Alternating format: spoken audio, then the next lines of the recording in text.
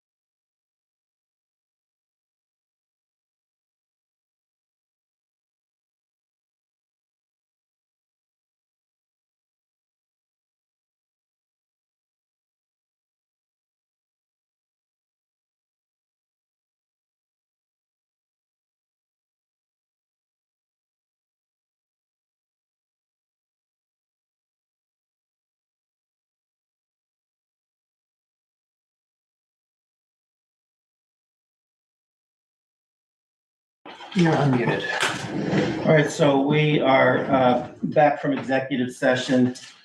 We have recessed. Kathy moved to recess. Wade seconded to recess. We will reconvene executive session at the end of this meeting.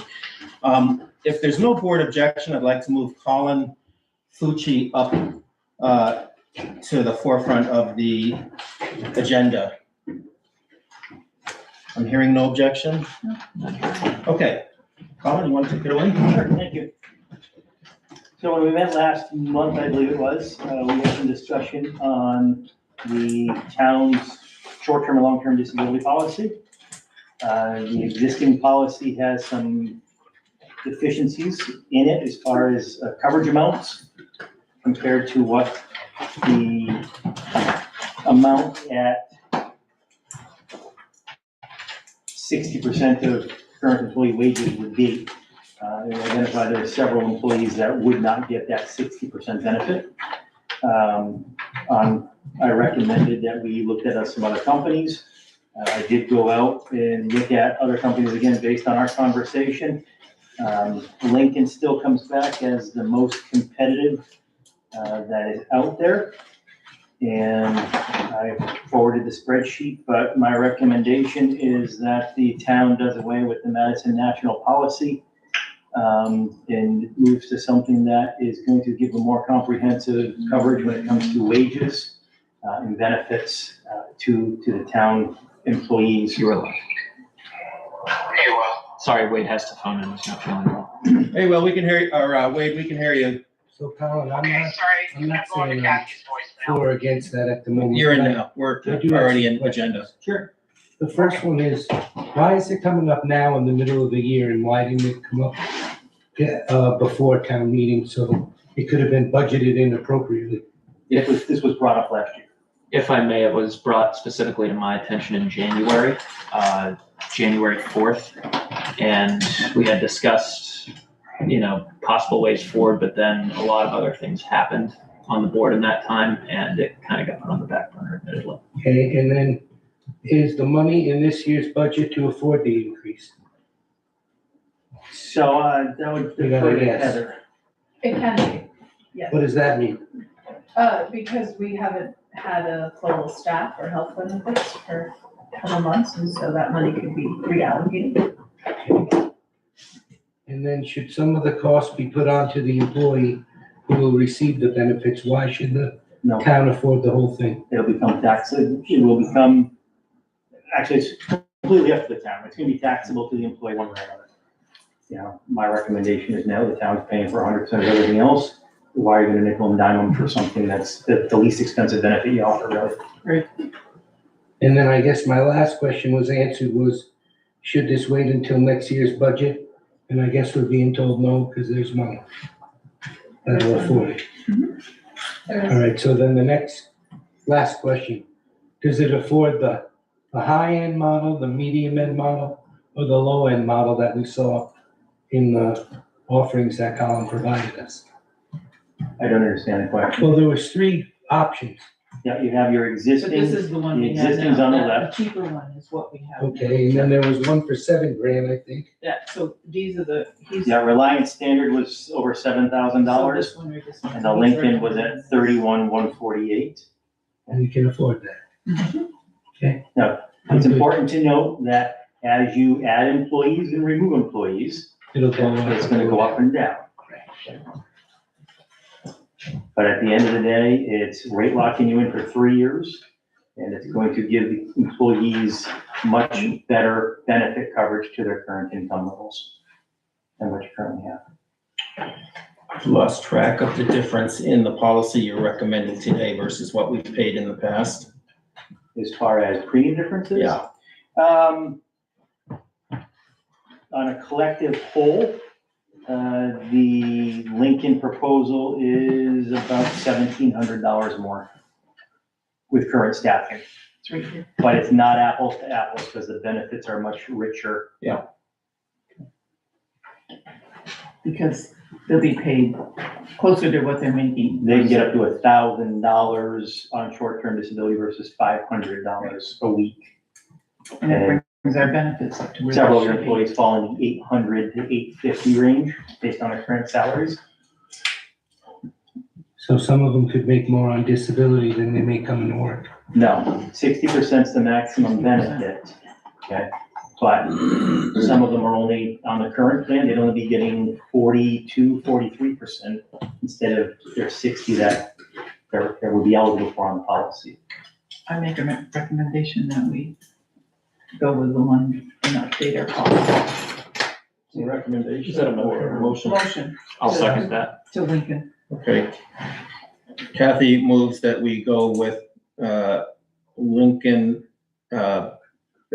Disability, Lincoln Mutual Disability Insurance as recommended by Colin Fucci. Who seconded? Me. Will seconded. All right, so further discussion. I would ask for clarification, if I may, for an effective date of July 1st, that would be eligible. I'll modify my motion to reflect that. Me as well. You guys are getting good. Okay, so we have a modified motion and second on the table. Any further discussion? July 1st. And Heather, I think I understood you said that the funds are available to meet the increase in the premium, 1,900. Okay. Hearing no further discussion, all in favor of the motion, please say aye. Aye. Aye. Aye? Aye. Wade is aye, so any opposed? Hearing none, it appears the ayes have it. The ayes do have it, 5-0. All right, Colin, thank you so much. Thank you, yeah. Can you get to the fire department in 2 minutes? I'm gonna stay for your next topic if you're doing the owl next. Okay. Is that next on the agenda? Yes. We should do some minutes at some point. Do the owl and then Colin can go and we can do minutes. Okay, yeah, fair enough. Go ahead, I'm gonna run back downstairs and grab some papers off your desk. Will, can you supervise for 3 minutes? So we had put this on there because the last meeting we had talked about having all committees go to the owl recording. Since we have proposed that, I've had 3 different boards that have come out and said, nope, not interested. We're only required by law to do audio. We do not want the owl. Okay. So, I am midway through, so I might as well finish it now, a guide on how to do it. okay, So that'll be good for future. yeah, I'll pass it along to you, and that way the town has a copy of it. Yep. It'll include screen grabs, all the relevant stuff. Okay. But So then that leads us back to, we're still down to this, which is a borrowed piece of equipment for audio. It and works sometimes, it doesn't work other times. remind me who it's borrowed from. Suki Watkins. Suki Watson. Okay. In a pinch, when the OWL or YouTube or the internet have not cooperated, I've been able to record voice memos on my phone. That's pretty. You're familiar with how to do this? Okay. That's a pretty safe way to do it. You just have one phone in the middle of the table, gets you the bare minimum, and then pass that on to who is the question. Who do we pass that on to for formatting? I can do that. All it requires is just changing it from an M4A audio file to an MP4, and then you can post it to YouTube. But I am one temporary elected person. Right, so that goes back to the who's gonna be posting audio for the future, because at a previous meeting, you all had stated it's not the treasurer's job. So I can also write a guide on how to do that. And then it's gonna be somebody needs the equipment to do it, because I can tell you Hannah's, if you wanted to have Hannah do it, her laptop cannot handle that SD card. There are, yes, that's true. It's too tiny. It's a micro SD? Yeah. Okay, it's borrowed equipment. I was gonna say the town doesn't happen to have any micro SD to SD adapters floating around the office. Okay, I have a bunch of them. I can. Unless Why we would decide to one? buy, I mean, we probably should look at buying our own equipment at Well, I some was gonna point. suggest that we probably should be buying our own rather than borrowing from a citizen. So I guess I would Do we have money suggest, for that? well, It wasn't budgeted. it wasn't budgeted, but if somebody were to start doing the research now, we're not that far away from budget season, which is October, and we could put it in the budget for next year. And then if my memory serves me right, there was some discussion about the fact that somebody transcribes it and hands it off to somebody else who puts it on the Yes, social media. yes. Are those people gonna still be comfortable to do that? Do they need a directive? Well, What do that's, they need? that's where Heather was coming in, because she was the one, Heather, you'll have to speak to it, uploading to do whatever to hand it off to Gavin. I don't, I pull the audio file off the machine and it's sent to Gavin, who changes the format and sends it back to me so that I can upload it to YouTube. Are you comfortable to continue to do that? I have only continued to do it so that the town is in compliance. Will you continue to do it so the town stays in compliance? Yes, but it's not a permanent solution. Well, In other words, you'd hope that we find an alternative soon. I would hope that there would be an alternative solution. I'm the one that brought up the owl being used for the meetings because it streams directly to YouTube and doesn't require any additional hands-on. But with the boards not being comfortable with that, we do need to come up with a different solution. why are they uncomfortable? because they don't want their face on it. just cover the eyes. So I was gonna say, Well, we If just they're don't- taught on how to use it, Yeah, that's the other thing, someone would have to train every board, and that is a revolving door of chair people. Who doesn't want their face online? I'm not gonna publicly say that, there's 3 boards that have come forward, we're not interested, 3 boards? 3 boards. I don't understand. Public meeting of a public body? The Montpelier only requires audio. That's what the law says. is there a device that only does audio that goes That thing, straight up to YouTube? I don't know.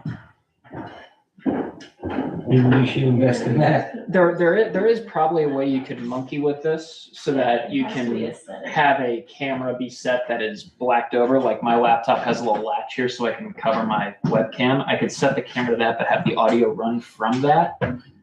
That seems a little redundant because you could also just record audio off your computer. If you really want to do it, that would be a rather, in my opinion, janky way of getting it done, but you could do it with the technology available. And then I apologize for being naive to this, but does the select board have the ability to override or tell the other boards, this is how we're gonna record our meetings? No, I don't think so, because state law only requires audio. And I don't think the select board has the authority anyway to tell other public bodies how to conduct their business. I would agree with that. And why would you anyway?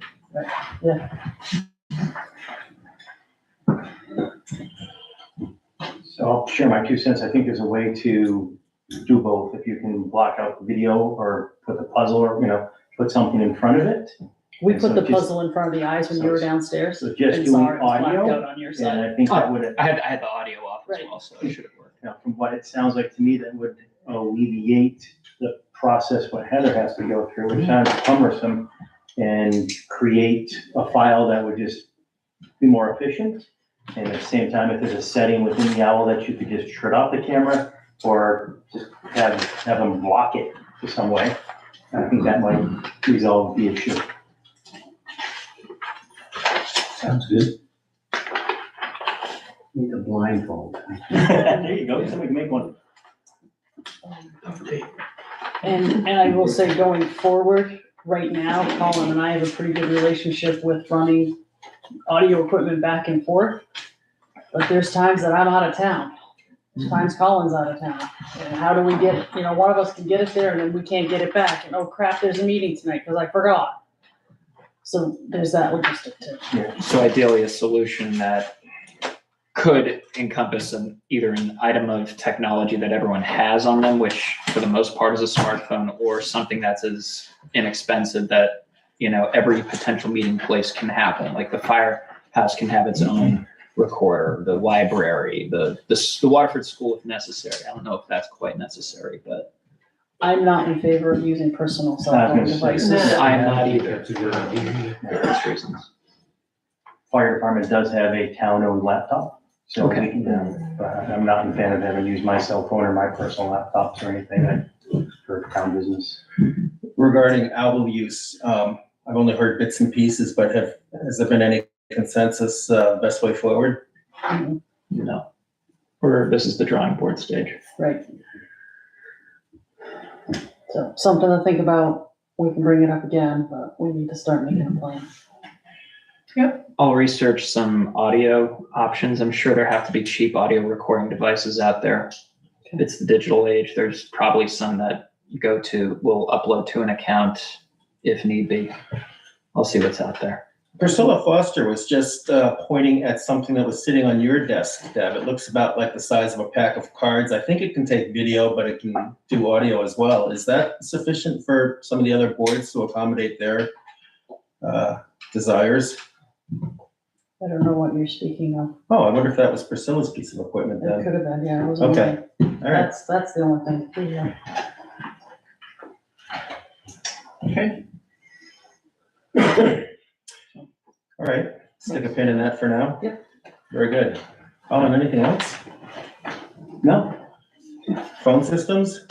Or are you and Deb talking about that? Deb and I believe, we're making some good headway there. Yeah, that's later. I don't need. All right, So, yeah, that is later. I just didn't know if you had anything you wanted to add there. No, we had talked about one main telephone and a couple cordless, so we're not having to run Cat5s and pay for extra phones everywhere. Okay. So yeah, no, All right. good. Sorry for keeping you later than we would have liked. No worries. Thank you. Appreciate the flexibility. Appreciate you guys. Have a good night. Thanks, Colin. Good night. All right.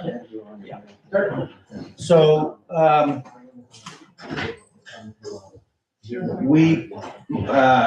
think we need to back up and do a little housekeeping here. Hannah, this is gonna be out of order, and I don't know how to reflect that in the minutes. It's kind of been a slightly chaotic meeting tonight, but let me ask, are there any modifications to the agenda that anybody wants to make? Modifications to agenda? Heather's got her hand up. Heather? I have two, just a status update on the MOU with the school district. And an announcement that the Waterford Historical Society asked me to make. Is that the actual? Those are the two items. Would the MOU make sense to pair with the LEMP update, or would you like it sooner? It's just a quick status update. There's no real discussion. Okay. Okay, It's just more of an FYI. and are we, okay, any other updates, modifications to the agenda? None here. None here. All right, one quick piece of business, well, two actually.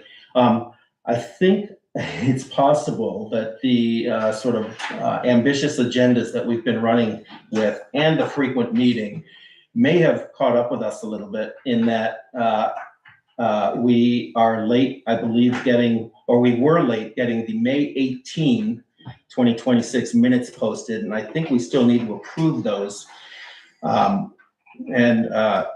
That would fall to me and to the board. We just lost track of pushing that through. I think it was only 2 or 3 days late getting posted, but we're not gonna hide it, so that's that. And the March 30th, 2026 meeting was the site visit at the town garage, and we seem to have lost track of the notes regarding how we got into that meeting in terms of start time and then motion to adjourn the meeting at the end of the site visit. And Will, I think this may have to fall on you a bit because I have a good memory of you taking the sort of the legal log for what took place at that site visit. So I'm not sure what we're going to be able to do about that. I think you said you didn't have the notes and. No, I He don't. did the best he could. I have the adjournment time. I don't know who moved or seconded it. I know it was unanimous. I remember doing it, but I could not tell you who. Yeah, And that's on me. So again, in an effort towards transparency, we kind of fell down on that, and I own that responsibility as much as anybody else here because I knew that we had 2 meetings on that date. One of them was the site visit, and we did not get the minutes posted, and we lost track of that. I'm not sure what to do to correct it other than what Will has produced at this point, but no actions were taken. It was just a tour of the garage, site visit, questions and answers with the foreman among the board members, and that was it. So So if they're not legally posted in a certain time, you must have to redo the meetings, right? well, we're working on it. That would be another site visit to the garage. I think what you're referring to, though, is if there were any actions taken, and there were none taken in this case. Man, We did meet. So what you're proposing is we would meet again and take the notes on that? We would have to meet again, I think. We're gonna look into that, but I'm not saying yay or nay that the board's gonna agree with you. Cities and towns, somebody should give them a call. Say again? Vermont League of Cities and Yeah, Towns, we should reach out to them. somebody should give them a call.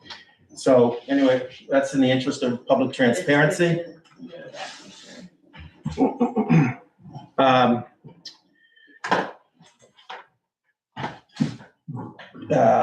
We still need to approve the May 18 minutes, but I haven't seen the corrected version from Hannah. Has anybody else? I believe she sent it. Let me double check. The only thing that needed to be corrected was the, I didn't look at it online and see if it was. well, I thought Hannah had sent There them. was an email from her saying that she watched it all. And she was gonna update it and Yeah, fix she it, was so gonna- I thought she probably did by now. The town It website. could be, it might be in one of the other folders. I'm not sure which of our folders that file was originally in. It could very well be there. Well, let's stick a pin in that for the time being. There's minutes posted, but they're not quite accurate, so they're gonna have to be updated. Unless you can find it, update right now. I'll try. I think the ones online are updated. I checked this morning and did not see the correction. And I'm looking right now. That's when we did the, Yeah, the correction's not online right now. Yep, it's the same as before, so we're still in a holding pattern for that. All right, so we're gonna stick a pin in the May 18 minutes. Move to 6:22. All right. Is the May 27th.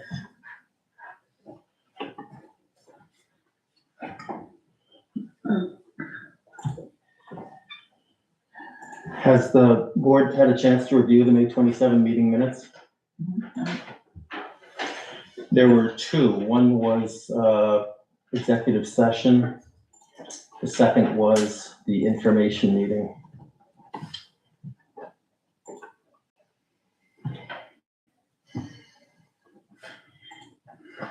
they're both there.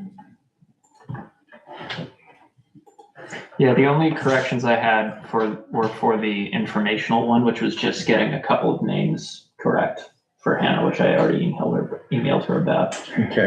Why don't we handle that meeting first? The informational meeting on May 27. I'll entertain a motion to approve the minutes. And then we can discuss what we're editing. Wayne, did you move that? Yes, I did. Okay, have a second? I'll second. Okay, Will seconding. Motion and second on the table for the informational meeting on May 27. Will, anything you want to put on the record right now? The only things I had for her, I emailed her. It was primarily correcting Vicky Giello was mistakenly referred to as Vicky Ellen.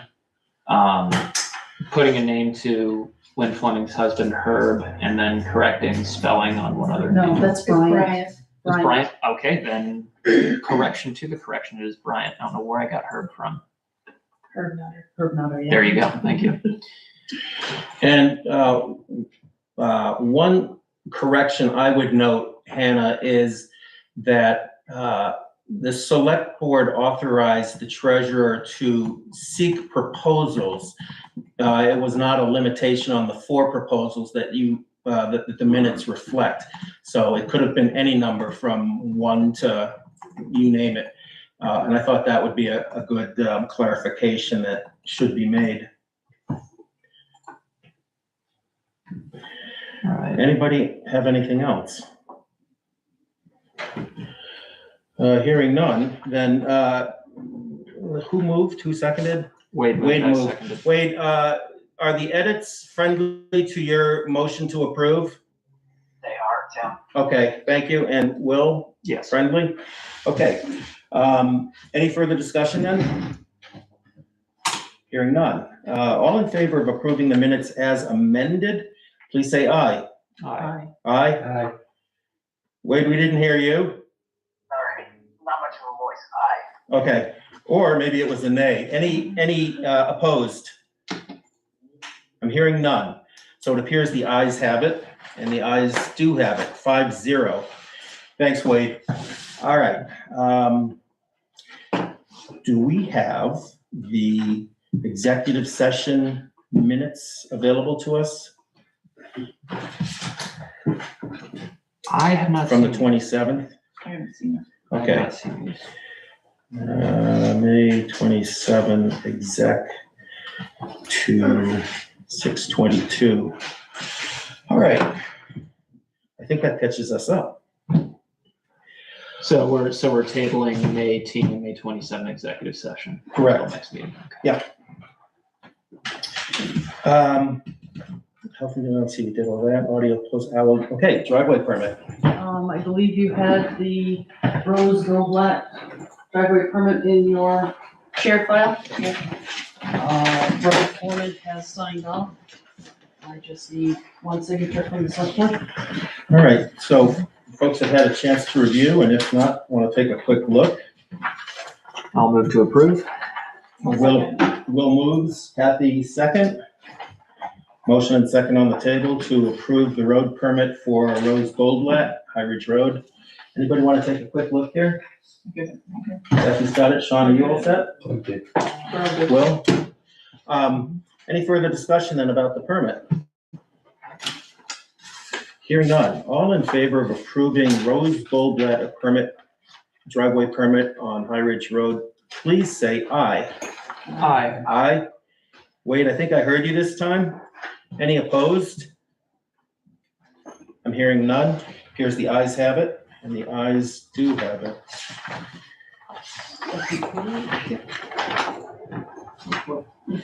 Oh, just me then? Yep. I thought it was 5. Nope, just need one. Okay, today's 1/26.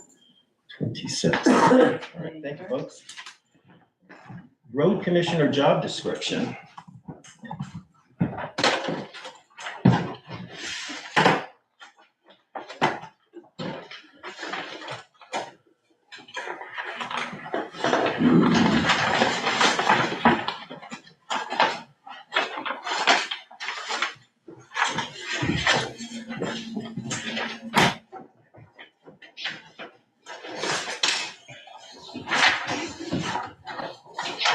I have both Ron's write-up. I'll pass this down. And I have Deb's write-up. I don't know if folks want to see these.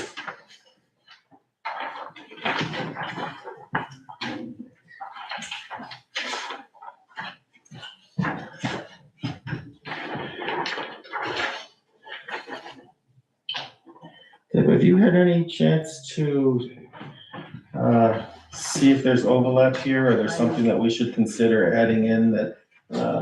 I did not have a chance to look at it. Okay. So board, you want to take just 2 minutes or so to compare both and see what makes sense here? In a general sense, if we approve a road commissioner job description, nothing prevents us from coming back in the future to make modifications or additions, subtractions, and it's just a matter of the board says so, so then it's good. Okay, So we're ready for discussion. So my first question is, on this road commissioner job description, are there any duties on this description that currently belong on the road foreman job description, and how are we gonna rectify that if that's the case? are you pointing at something specifically? I'm asking a general question of Is there anything on this job description that is also on the road foreman's job description? And if there is, how do we rectify that to make sure that duties aren't being repeated or there's not a brawl over who's responsible for what? That's a good question. Let's go back to the beginning, which was the road commissioner is a liaison and communication network from the board to the foreman or to the road crew, but specifically the foreman. And so it would not be his responsibility to ensure that the work is getting done. It's only his responsibility to assist in tasks that help the foreman get the work done. Or communicate back to the board that there's a problem and we need to fix it. Well, because what I'm seeing here under essential job functions, Sean, well, first of all, Sean, are you looking at the one that Deb provided or the one that? The one that Deb provided. The one that Deb provided? Because under essential job functions, I'm seeing oversee maintenance of town roads, drainage systems, and related infrastructure. That sounds sounds supervisory, and it also sounds like it's the road foreman's job as well. Yeah, I'm seeing some potential friction in that language as well. So what are we trying to say here? Help coordinate, liaison from the board to the foreman? It sounds to me like it's mostly coordination, like the coordination section, work in coordination with the road foreman on daily operations and work priorities, provide overall direction while relying on the foreman for day-to-day field supervision, support scheduling, resource allocation, and efficient completion of work. That seems more like the vein we should be going in based on what you just described. Mm-hmm.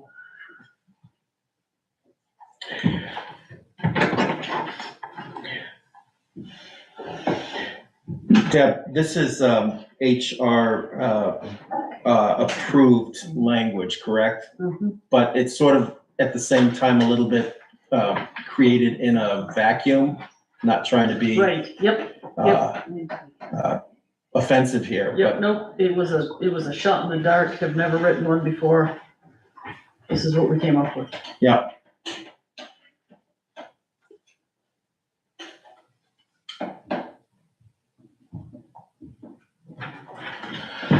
I'm about to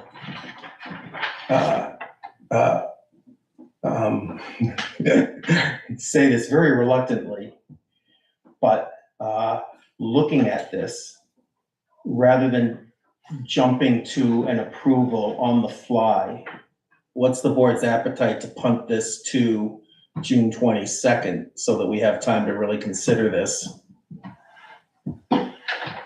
That may very well be where we're headed, but I think we can have at least ample discussion now tonight around certain things. Sure. I will say, looking at the one that Ron provided, the language, that the verb assist keeps repeating itself over and over. That seems more like more liaison-y in terms of language, but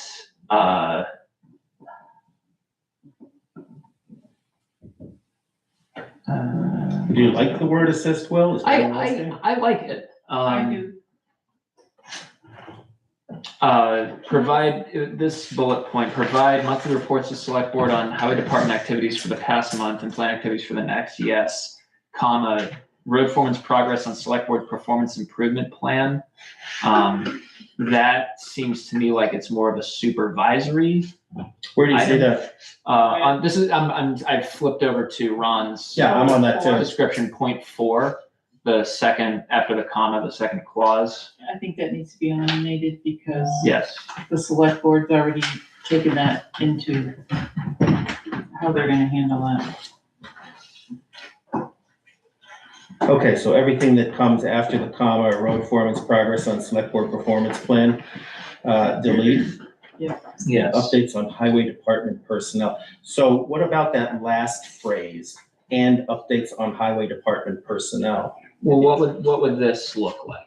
I think Jim should be doing that Yes. in the monthly meeting. Okay, Roberta, it's on point, correct? Yes, Okay, I would caution against using very vague words in this job description, such as coordinate or liaison, or even advise. I would use words like report, track, like grant reporting words that are actions rather than like vague, undefined duties. So that the person who's in that position and the person who's working with the people in that position know exactly what's happening, like report to the road commissioner twice a month, or I don't even know what, you know what I mean? But I guess I would just advocate for the use of more direct action words rather than sort of vague. Well, let's problem solve for a second. The select board presently is the 5-person supervision authority for the road foreman. The road commissioner has no supervision authority, so we have to be a little bit careful not to muddle that. Uh-huh. So how do you want, I mean, I guess I'm totally uninformed and like butting in, but I would just say, Not butting in. I think it would be valuable for the commissioner to know how the select board would like you to report to you and like liaison. Do they meet twice a month for updates? Do they have a Gantt chart and record, you know, milestones and blockages in the progress of the project? You know, like more defined milestones, I guess, you know, benchmarks. Like, so I guess I just keep coming, you know, you can Heather as a resource for, you know, just grant tracking progress. You could use the same sort of vocabulary for the project management aspect of it. We're, now I'm speaking as one of 5 board members, one voice out of 5. But my understanding is that the road commissioner is there to sort of assist both the board and the road foreman to get tasks done. We can't, as a board, get granular in what's happening day to day in the road department. I'm just saying Nor to give should that we. guy some guidelines more than assist and liaise to avoid future confusion and cross purposes, etc. I think clarity is freedom. I think Roberta has a good point here, but Structure is freedom. I would also point out that a lot of these bullets, just again, looking at Ron's because of the assist language, like assist road foreman and treasurer with grant applications, that could probably be what it sounds like what we would like to see. Assist road foreman with communications with V-Trans and federal officials. Assist road foreman with conducting an annual spring and fall road and bridge survey to plan necessary repairs and construction and report findings in writing. Assist road foreman with developing a written 5-year plan for the maintenance and improvement of roads and bridges. Assist, like, these all sound, you know, like things we want, but maybe just instead of, you know, assist being the main thing, we want to just change it a little. So like specifically, Suggest a word. yeah, well, I think it's gonna be different for every point here. Assist road foreman with conducting an annual spring and fall road and bridge survey. What exactly does he need help with there? Does he need someone else to go out aside from him and survey bridges? That way there's 2 of them. Is that the direction we want to go with this? Do we want? Well, I would make him an employee. I would think that the issue is more problem solving if the foreman's running into some issues. Well, conveniently enough, Mr. Gray just walked in. We're not bad-mouthing you behind your back, Ron, I promise. We're just discussing the job description that you provided us with. Oh. Specifically, we're down into the section where you use the word assist to start many of your bullet points. Yeah. And this is not a criticism of your use of language by any means, but we're just, you know, I personally like where you're going with some of these points. We're just trying to basically flush out, you know, what exactly that assistance would look like. So like bullet point, for example, assist road foreman and treasurer with grant applications.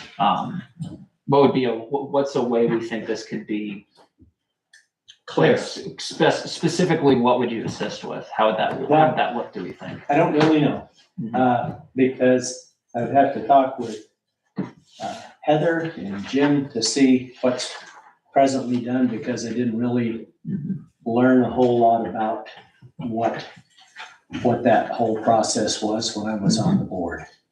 I just thought if I could provide some assistance with those, Mhm.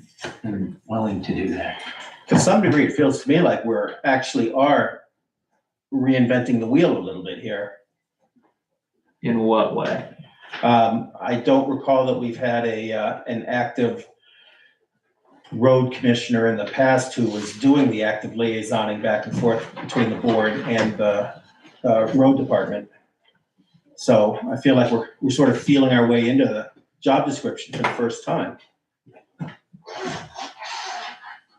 And I think it's just gonna be learn as we go. Mhm. And if we say assist now, and this could be revisited in 3 months. Yes. And this is the way it is now, and let them work together, and then go back in 3 months and write a firm job description as to what we think the road foreman should do.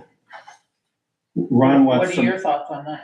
I mean, I like what Ron has said Mhm. for his, Mhm. and I think it's gonna be them working together and deciding how they're gonna do it, and they both need to report back to us. But with a select board, meeting with 2 members of the select board, meeting with the road foreman on a weekly basis, Mhm. something might come up and might come out that we can make it better for everybody. Yes. in your vision, Kathy, would we approve something temporary now just so we have some sort of working agreement and document and come back to it in the future as necessary? I would think that's what we need to do, because it's a whole new position that we haven't had for a very, very long time, and it's gonna be learn as we go and develop the job. You can't, that's my personal feeling. And kind of follow what Ron has put out there, and then we can do it on the Waterford, letterhead and make it The actual job the description. actual job Both of description. them had merit, I think they both do, and so we need to tease out what we don't want and keep Yes. what we do want. I think with you meeting with Jim on a weekly basis and Wade should help with some of this. Right? Ron, what about the office's job description as you see it sort of officially drafted? And before you got here, Deb and I had a quick discussion back and forth that, and no offense intended or received either direction, but the job description was sort of drafted in a bit of a vacuum, and without, in-depth knowledge, and Deb is not offended by my use of that language. At least I don't believe you are. Yep, okay. Shake of the head. Thanks, Deb.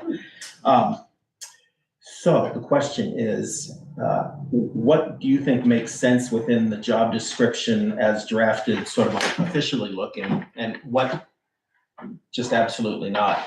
You have any thoughts on that, or is it gonna take some time to tease it out? I've read it a couple of times and I think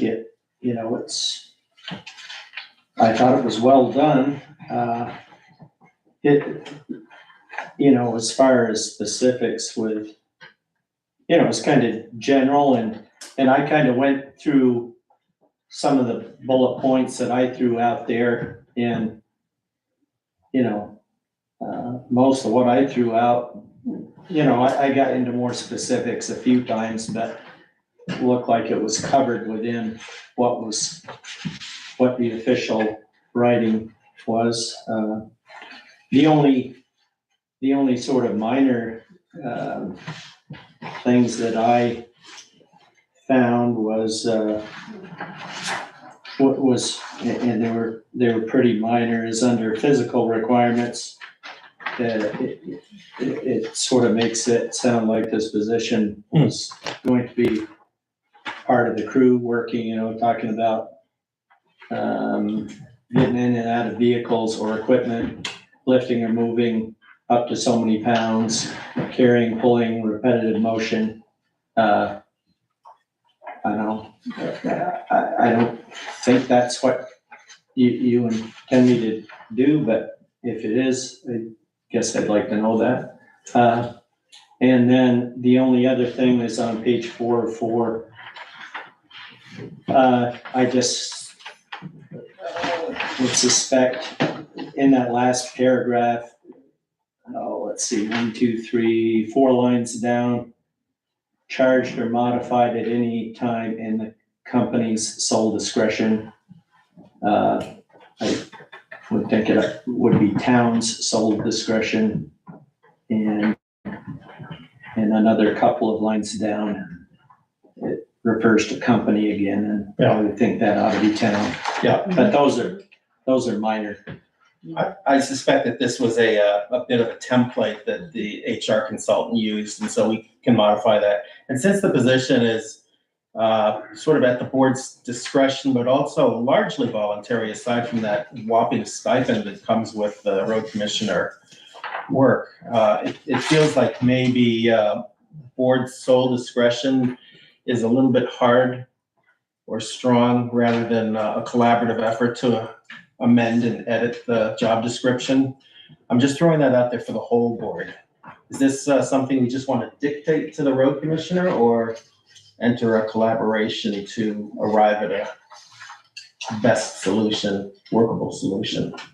If that's a question, It is. my response would be that we should ask Deb to work these two documents together in a rewrite. We should visual the rewrite and give a copy to Ron. And then on June 22nd, if we so move, we could make it official. I'm amenable to that. I will say now that this is my first time having gotten a glance at the one that Deb wrote. I saw Ron's, but I hadn't seen Deb's until now. And I'm seeing, now that I'm reading it a little more closely, I'm seeing a lot of similarities between the two. I'm seeing a lot of Ron's points that are incorporated in the one that Deb presented to us, just framed a little differently, organized a little differently. The two that I see on this one that stick out to me right now that I don't see on Ron's, under communication and coordination on the second page, serve as point of contact for roadway concerns and public inquiries. This to me makes it seem like this would be asking the road commissioner to be fielding phone calls from the general public. Is that something we want them doing? I had thought about that. And then under emergency response, respond to road-related emergencies and hazardous conditions. I would say this needs to be a little bit more fleshed out, just so that it isn't interpreted as like, hey, every heavy snowfall, the road commissioner needs to check in with the road foreman at 2:30 a.m. when he's out checking roads. I don't know if that's, necessary every time, but. I agree. You could update in the morning where they stand, Yeah. just give an update, if you take calls, this is where we at. Had broken equipment or whatever, so he can respond. Yes. And Jim doesn't have to stop what he's doing, plowing or fixing equipment to field someone's phone call, like happened this winter. As far as the communication goes, I think that's, correct me, Will, if I'm wrong, I haven't read it for a while. But is that speaking of like when residents are calling?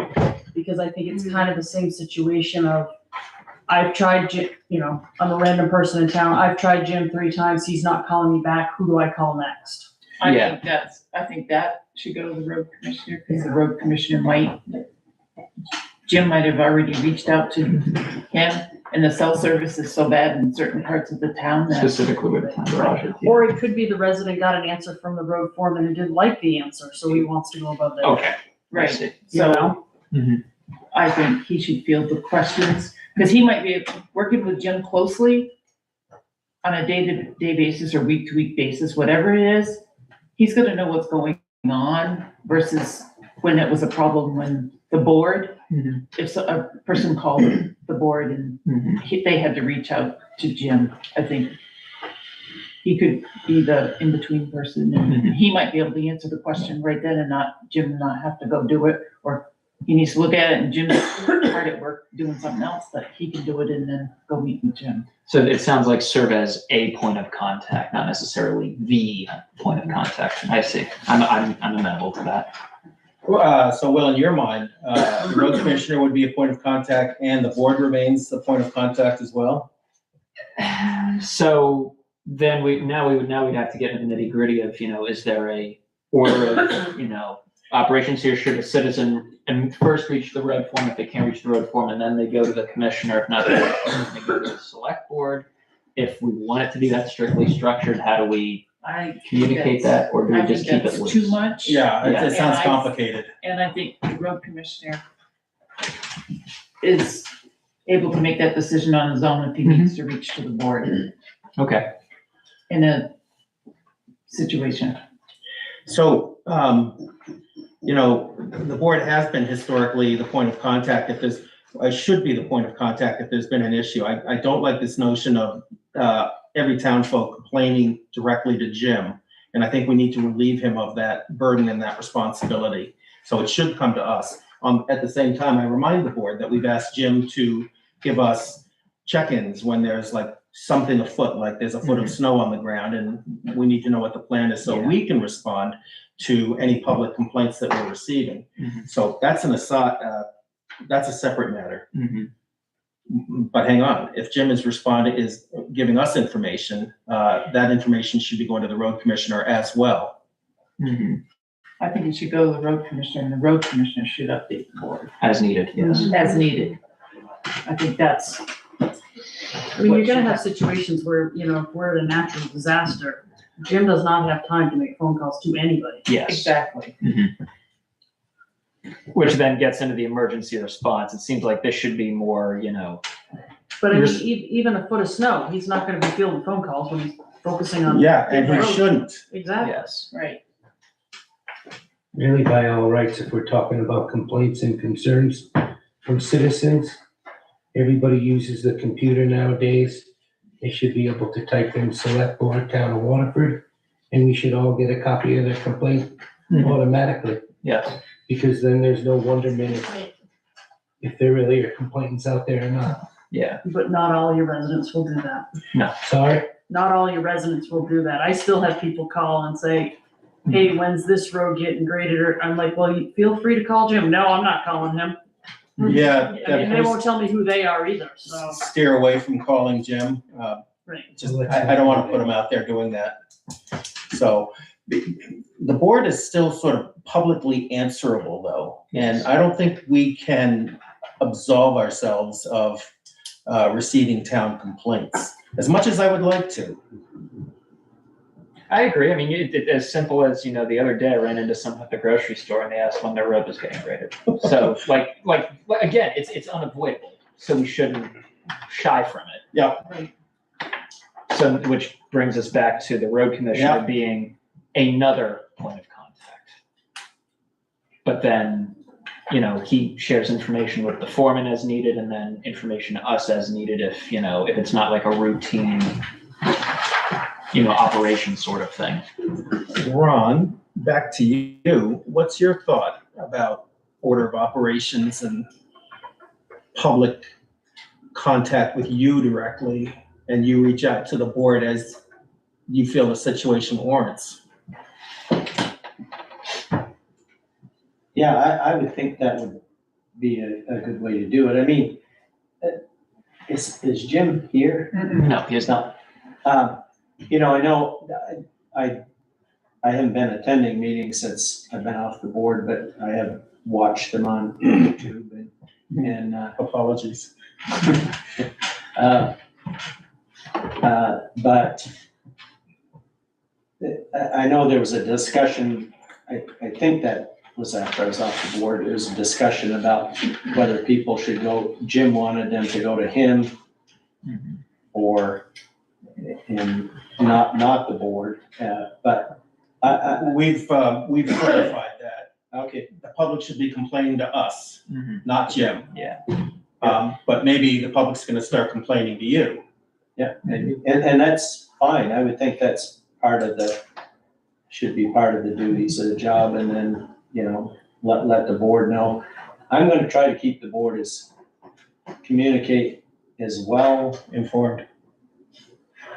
as I can to the board, and I hope Jim and I will communicate well.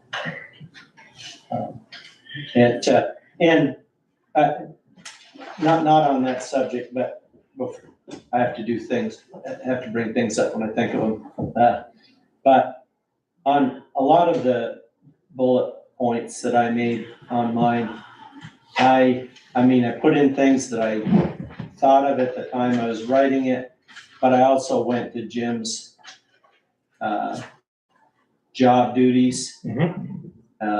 And I know there were some things that, haven't been done in the past, but the board really hasn't asked Jim to do them, you know, like the 5-year plan or sort of the annual plan, you know, you know, it says in his job description that provide the board with those things. And so that's why I put in there, those are the kind of things that I think that I could assist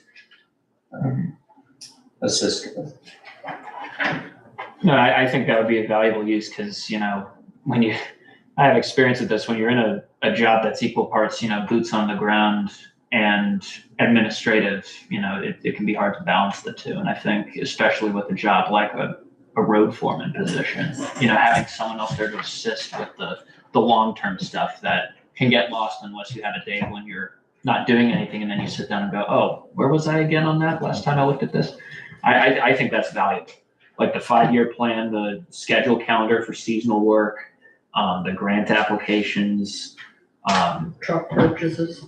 yeah, the annual, the spring and fall road and bridge survey, like all that stuff, I think would be valuable things to assist on. Because getting quotes is very time consuming Yes, for Jim to be sitting on the phone doing that when the road commissioner could be doing yes. and contacting them and working on that with him. Again, I'm gonna assume that that's part of the road foreman's job description. And if it is, we should make sure legally that by giving this guy the same authority to do the same thing, we're giving the other guy authority to do is legal and not setting up confrontation. Or maybe we need to revise the road foreman's position. There we go. And redo that position now that we're gonna have a road. Well, let me chime in, because this is sort of the question I wanted to ask Ron as well, and this picks up what Sean just said and what he said at the beginning before you arrived, Ron. But Sean was looking at this, asking about, is there anything in this town job description that overlaps with the duties of the road foreman? And under essential job functions, the road maintenance and infrastructure on the first page suggests that the road commissioner would oversee maintenance of town roads. You can read it as well. Ensure roads are safe, passable, etc. Aren't those road foreman job descriptions? Or do you see a way that you can help with the task without being given what looks like a foreman job duty? Yeah, I mean, does my question make sense? Yeah, I think it does. In some of these, you know, overseeing maintenance, you know, of all these maintenance of town roads, drainage systems and related infrastructure, you know, it's like, yeah, I think that is probably more the road foreman's part of his duties. And I know I've heard Jim say in the past that, you know, he doesn't want to be micromanaged. And I really don't really want to micromanage him. You know, he knows what needs to be done. It's just, you know, providing some assistance with some of the other things that he doesn't have time to do because of his, you know, his other duties, you know, his running a grader or, you know, running a plow truck or whatever, you know. He knows much more about that stuff than I do. He does. I think we also have to be cognizant of the fact, though, that he's a foreman and not just a road equipment operator now. Yeah. So. Yeah. And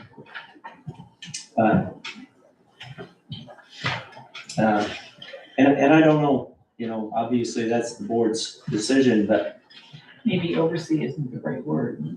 What we're trying to do is avoid conflict. Maybe we need to put a different word there, assist with maintenance or something. Sure, I'm willing to Yeah. explore all that Some possibility. other word than overseas, because it makes it.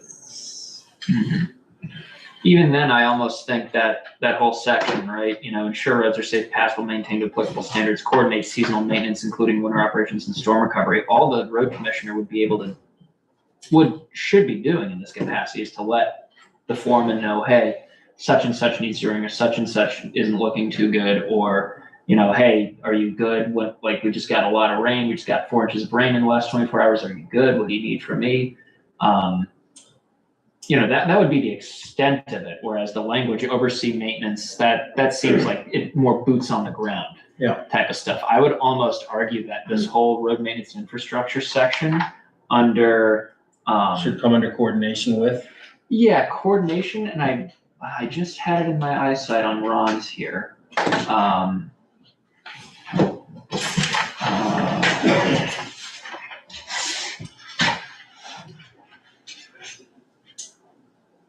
No, maybe it wasn't on here. Coordinate with road foreman, work in coordination with the road foreman on daily operations and work priorities. Sorry, it was on the one Deb. Yeah. The next one down. That all is encompassed within that. So I feel like that whole section is somewhat redundant. That first section can be struck for But there's fear some of. language here that I think does make sense. It's just the word oversee feels like it's the incorrect word here.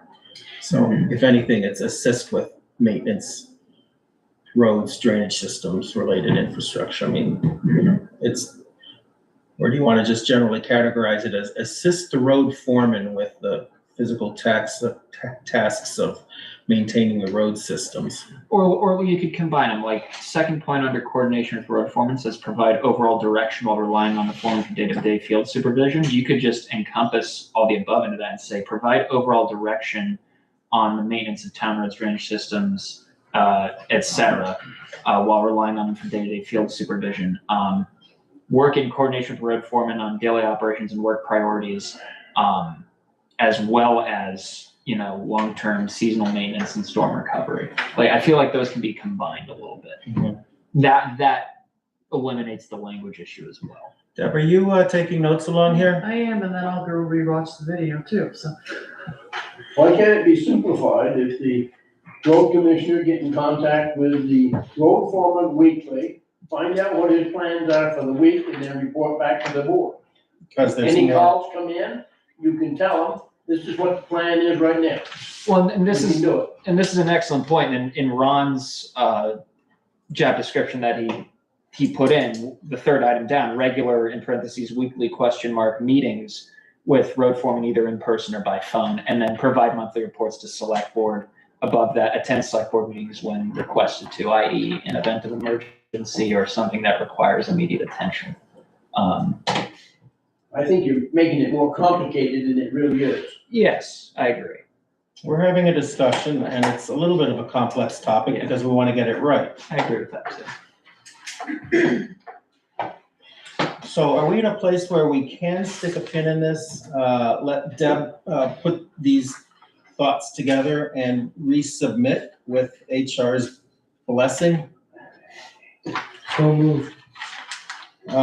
It's not an action item. I think we're just gonna hear back and evaluate again by June 22nd.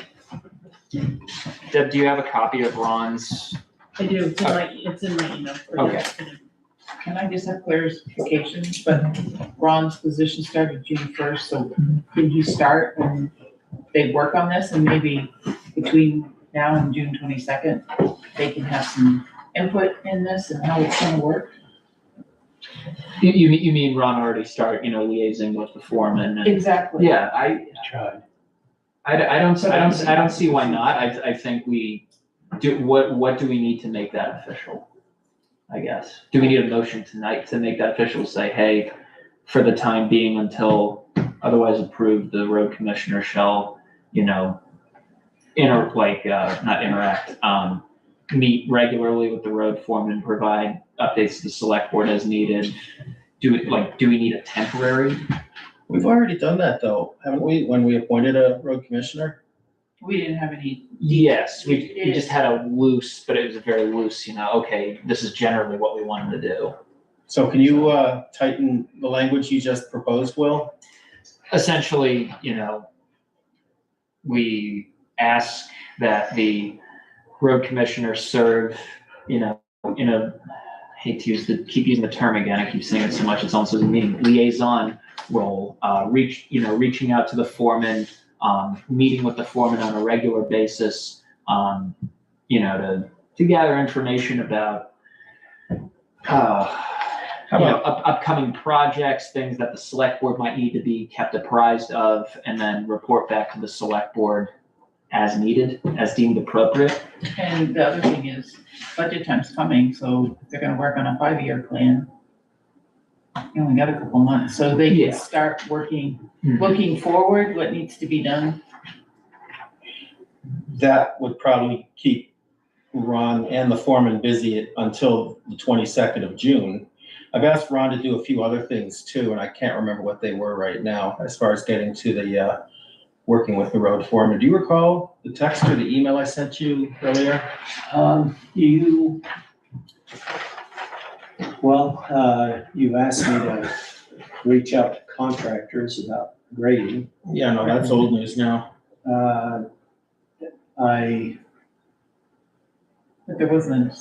But the board didn't decide what we were gonna do. No, there was something that did come up that Deb asked me to do. Hang on a second. Let me see. You know what? I don't really mean to be fussy here or anything. And I know I'm not a native Vermonter, but I've been here long enough to realize that winter is gonna come upon us quick. And we've got a road crew down there that's partial.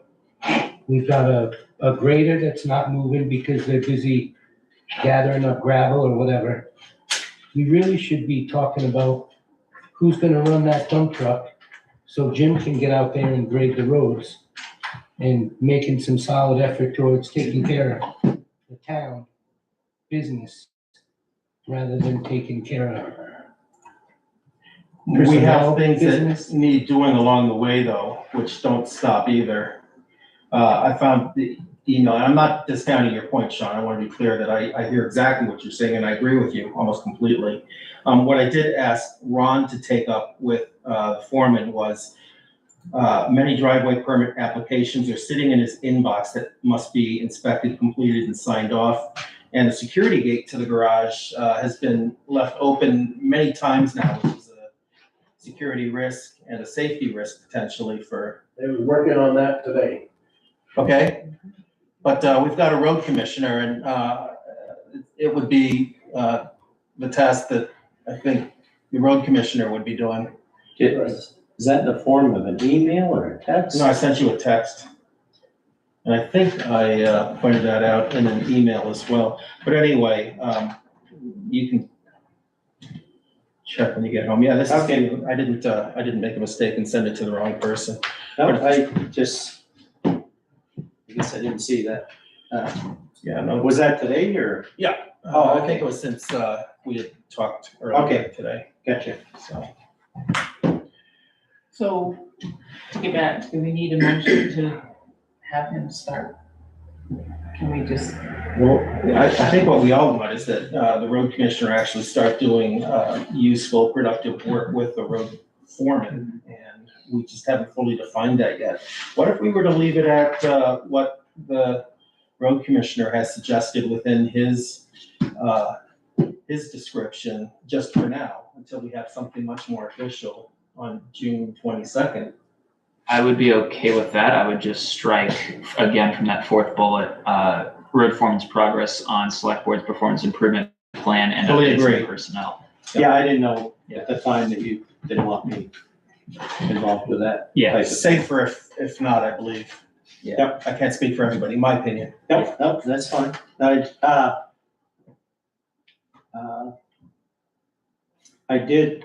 haven't made any more progress on the grader, haven't heard back from any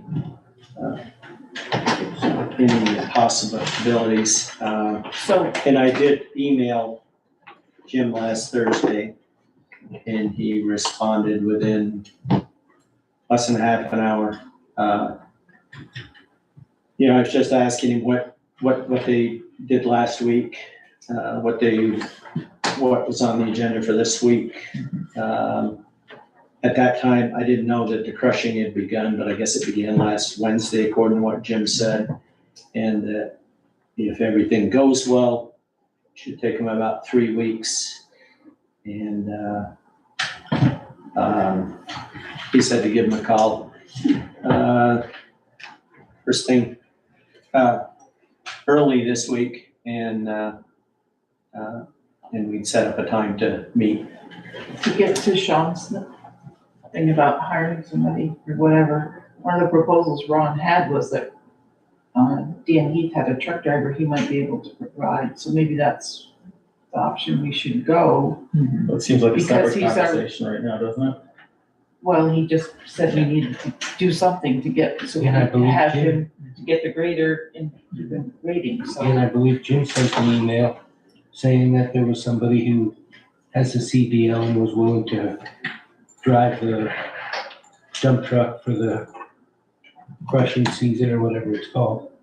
Okay, before we put anybody in the truck seat, Thank you. you have got to make sure they have drug testing. You can't even offer them anything until they pass the drug You test. can't do that, and you I have to mean, do, that's, and a background check has to be done as well, so that's 2 or 3 weeks out. If you're gonna We'll be hire all as a done crushing by then, subcontractor, so I think you're our fine. best option is to you put have, them in our truck, and you have an insurance policy. Say that louder about the subcontractor. I heard you, but just. You can hire a subcontractor. Okay, They have to bring their own As long as they equipment. give us proof of insurance. yes, yes, But they can't. But you use can't our equipment. hire a subcontractor to drive our truck. yes. right. So this offer, from Danny Heath, did it sound like he was offering his guy to operate our equipment, or did the guy have his own He has his equipment? own truck, right? No, he was offering a truck with the operator. But I'm not sure I'm not even sure that would meet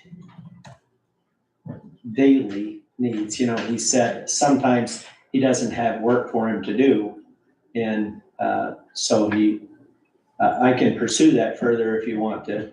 Well, I think we need an option because we need some human capacity in the road crew right now. So maybe you could have Marcel and I in that conversation with you, just to make sure that all of our ducks are in a row with insurance and all that types of stuff.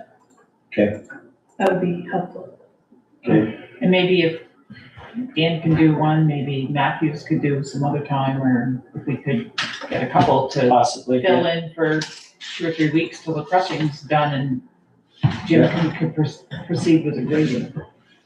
Okay. That's my suggestion. All right, so for purposes of this conversation about job duties, until at least June 22nd, does the board want to entertain a motion and action to sort of approve Ron Gray's road commissioner job description and act on that in the next 3 weeks?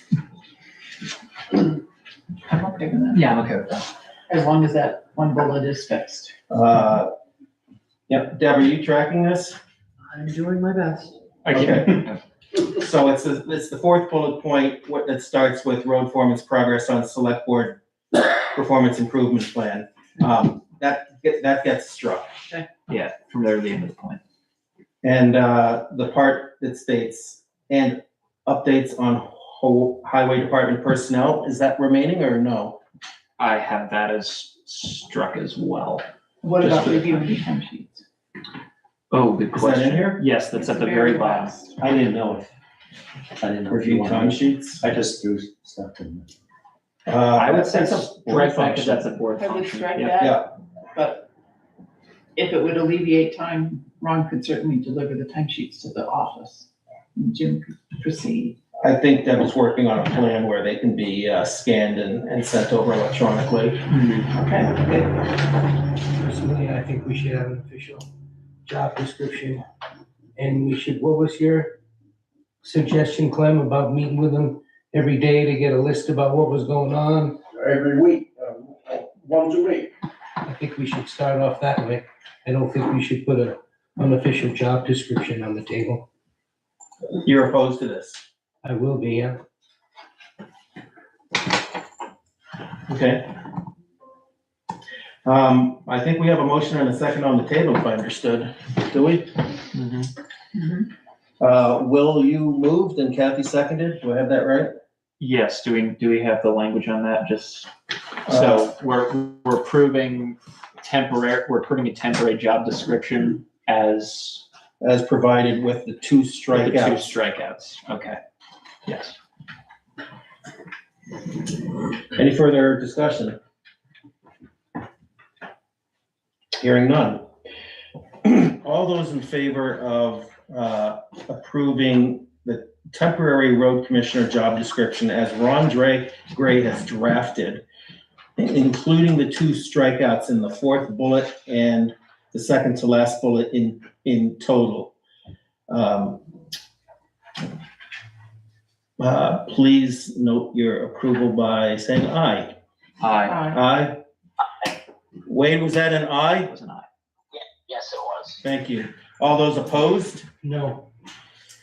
We have one opposition. It appears the ayes have it, and the ayes do have it.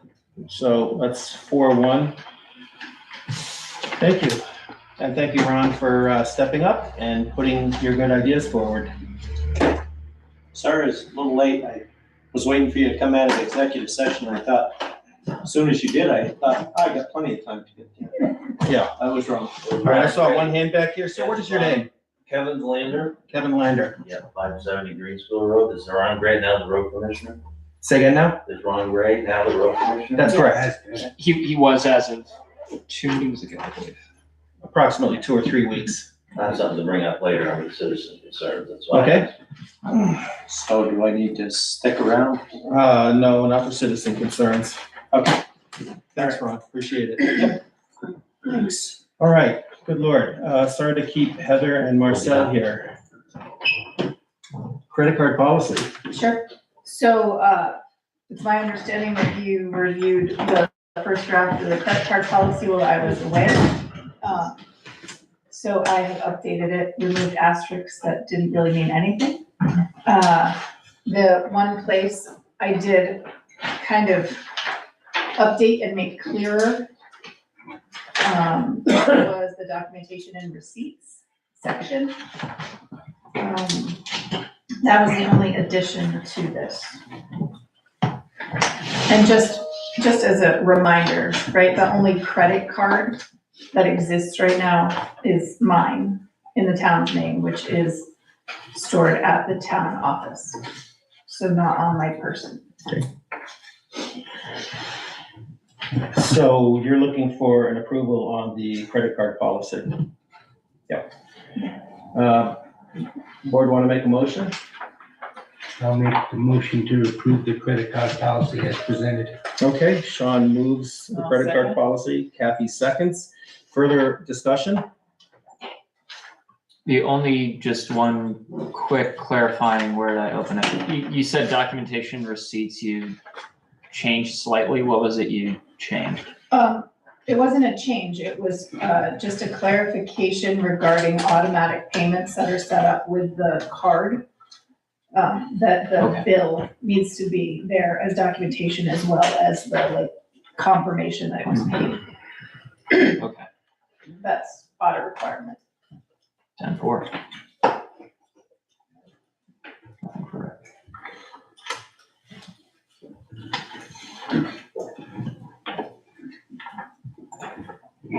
Any further comments, edits, concerns? Okay, motion and second on the table, hearing no further concerns. All in favor of approving the credit card policy as now presented, please say aye. Aye. Any opposed? I'm hearing no opposed. Appears the ayes have it, and the ayes do have it. Okay, investment account.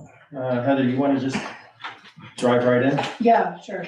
So just a quick update, in response to the meeting that we had the other night, there's been another financial institution that has reached out that has requested a meeting, and the ability to submit a proposal. So I'm working to set up a meeting. with that institution. And so the plan will be to have that meeting, and then I will bring my recommendations to the board on the 22nd.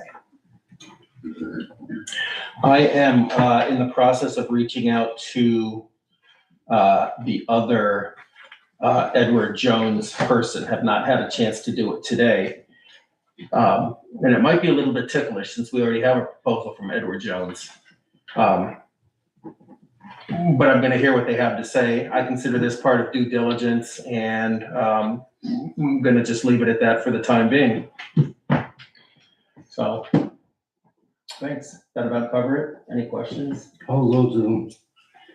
What are the low, medium, and high risk strategies for each proposal? Are we ever gonna get to know that? No. So the way that this is gonna work is the same way it would work if the board tasked me with finding a loan proposal.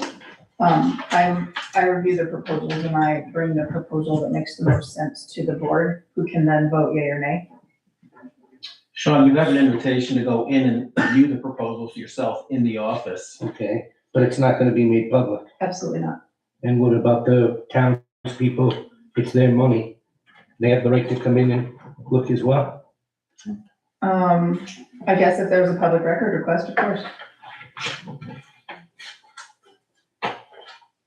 Should there be an investment board or an investment commissioner? So I do actually have an idea about that I'm happy to discuss with the board. Based on what another municipality does. Are you able to share it now? Yeah, so there is another municipality who has an investment account, and they have an advisory committee that's made up of 3 individuals that are not the treasurer, assistant treasurer, select board members, family of any of such. And they meet with the financial representative on like a 6-month basis, and just review how things are going. So that's how another town handles that. Are you at liberty to say who that town is? Danville. That sounds like a good idea to me. And then I do want to express that I still feel, even after the meeting, that there wasn't much information shared with us folks, and we weren't told till last minute that we could go and view it. And the folks that were in the audience expressed that they would have liked to have more information in regards to what we were discussing, and they didn't receive any either. And I don't think that's fair. And I also think that $900,000 is a lot of money that belongs to the people here in town. And the people in town, although they did elected us, it's a big decision to invest $900,000, almost $1 million in really, like one of the gentlemen in the audience said, in gambling on companies' performances or treasury performances or any other performance. And I think the townsfolk should have a right to vote on it at the town meeting. Nobody's really ever said we're gonna go into bonds or into stocks or anything. We were just talking to investment companies. The firm that reached out to us last week, made an offer that we could just put it into a money market account for almost 4%. It's a lot better than 0.2%. Yeah. So we haven't, that decision hasn't been made yet by anybody. We are just in the exploration portion right now. I just think after the exploration is completed, it should be laid out. All the information should be laid out to the townsfolk and especially to us. Yep, So that that'll we be can make an public record. informed decision. I mean, where we put the money, it'll be public record, so everybody will be able to see that. Jerry's. Yeah, I have a question, Jerry Jones. Does the town currently have what might be referred to as an investment policy? I went to the VLCT site and they have what they call a recommendations on how to form one and why, and even have a model one to use as a contemplate. Does Can I, the town currently have an investment policy? We don't, and Heather has been drafting one with, I forgot where it began, but it's in progress, so we are planning to have one. Yeah, so I would imagine that would need to be in place before we would be able to consider doing or saying anything to any outside body and paying them a fee to do it. There'll be a decision on investment policy, and the model one seems to lay out pretty clearly the priorities and what to consider, as well as what level of risk is prudent to take. And I have a second question, and I spoke to Deb briefly when you were in executive session earlier. I was trying to understand a little bit better of this, been characterized in different ways in the press and so forth. But these surplus funds totaling somewhere between $700,000 and $900,000 that the town has that is not considered in the general fund, and that, best I can tell from access to past town reports showing the financials of fiscal year-end financials of the town, often it was referred to as special reserve fund accounts. And then Debbie clarified for me tonight, those accounts more or less, except for a couple that may have been restricted accounts, has to do with decisions that the select boards have made over the years and make every year regarding moving money in the budget towards specific needs that are arising that they know they're gonna have to fund. And those needs aren't necessarily something that's gonna have to be funded within that fiscal year. It could be something that is going to come up in a few years. And I'm not an accountant, but that's typically in an accrual accounting system, what's referred to as accruals. And the board, as a legislative body, has the right to do those things. And so that seems to be what most of these funds, surplus funds, whatever, are being referred to. And I would imagine that the treasurer in her office continues to keep a ledger of those. I did not see it in the most recently published town report of what the board has collectively over the years been setting aside for these very specific purposes. And then in the past, they published essentially a simple ledger showing where the balance for that purpose began, what was added to it that year, what was taken from it, meaning the funds applied, and what the balance is at the end of the year. And I think it would be very helpful in deciding what it is that potentially the town is going to, funds that they're going to invest, that currently be made available. And there should be some analysis to say, what is the likelihood? Mr. Jones, you're going on pretty long here, and I wonder if you could just wrap up, and we're gonna have a response. I'm wrapping up right now, is that be presented to people so they can understand exactly what the situation is right now, and perhaps an opinion on what it is that the office believes is going to be spent in what period of time. It would narrow down this notion of saying that there's a $900,000 surplus, which is, to me, must be a. All right, are you ready for information? Because you've raised a lot of questions and it needs to be clarified. Treasurer had her hand up. Yeah, first of all, we're not an accrual accounting basis, we're a cash basis. The money in the reserve account is not surplus. Any surplus that happens in a yearly budget cycle is voted on by the taxpayers to either move to offset taxes or some other thing that the community decides.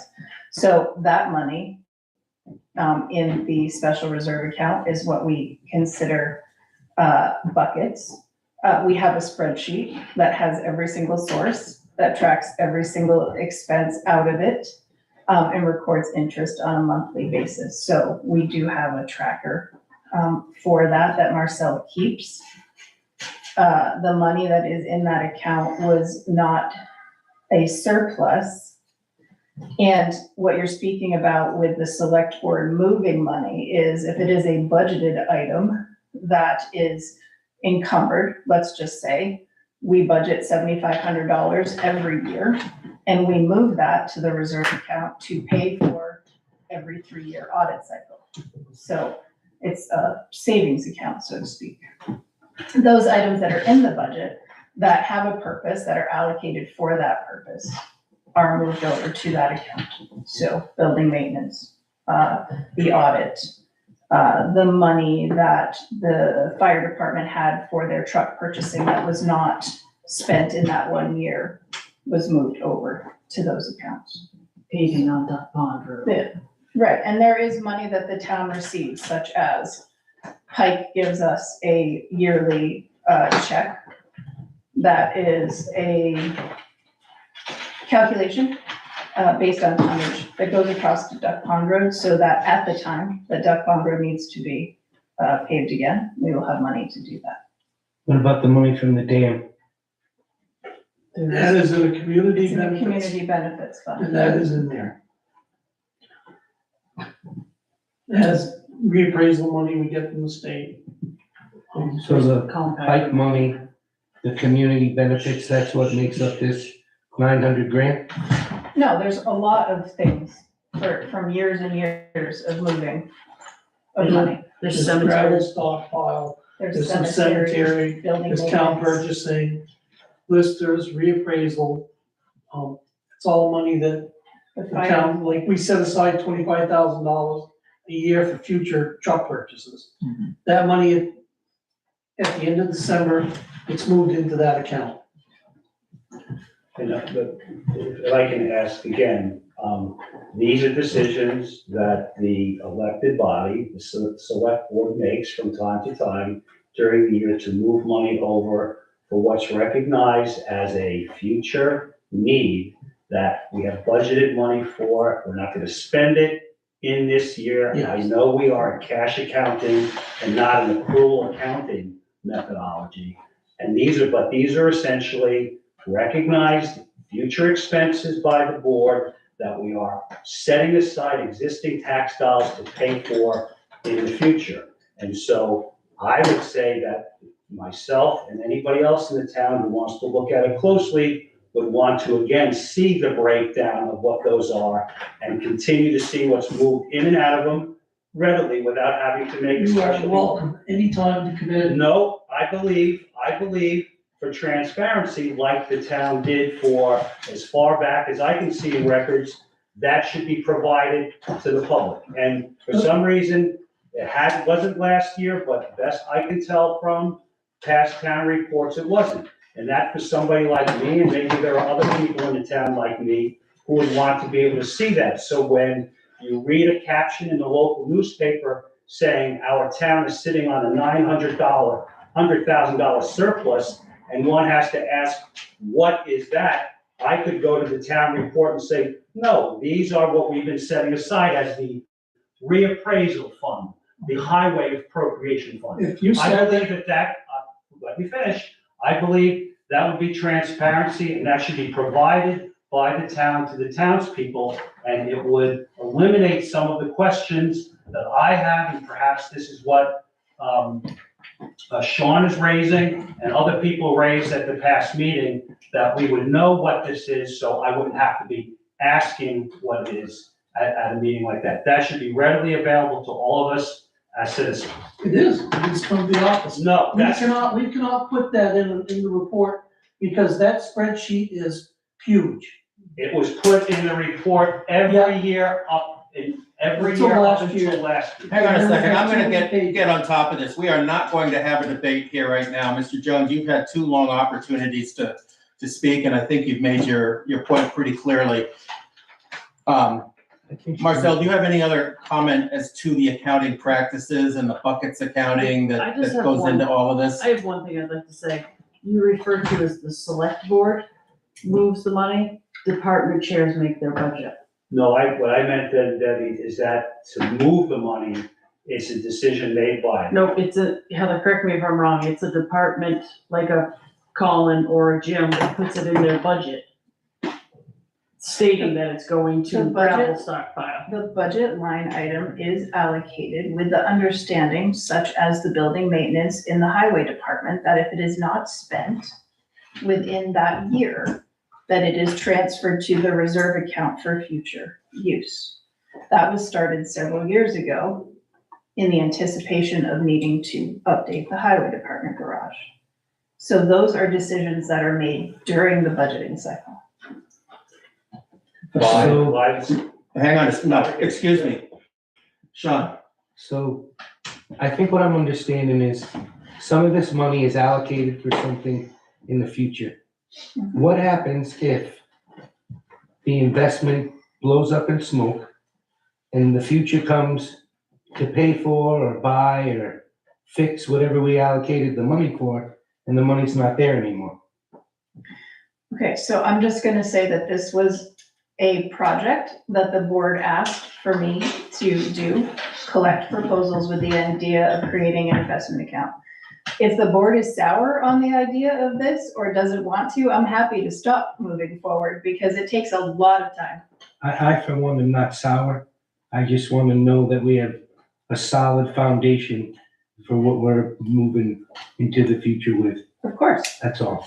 Sean, does it help to know that there are investment banker professionals that we are talking with and do this job day in and day out? Well, Read the market, assign risk, try to assess risk, manage risk, and make investment decisions that have been successful for people's retirement portfolios for decades or 100 or so years. the answer is yes, but for me, it feels like that the town treasurer and the select board chairman are the ones that are driving the issue right now and leaving us with very little information to base a decision on. We're doing exactly what the board authorized us to do, or authorized the treasurer to do, and we're waiting to get a proposal that we can all discuss and act on.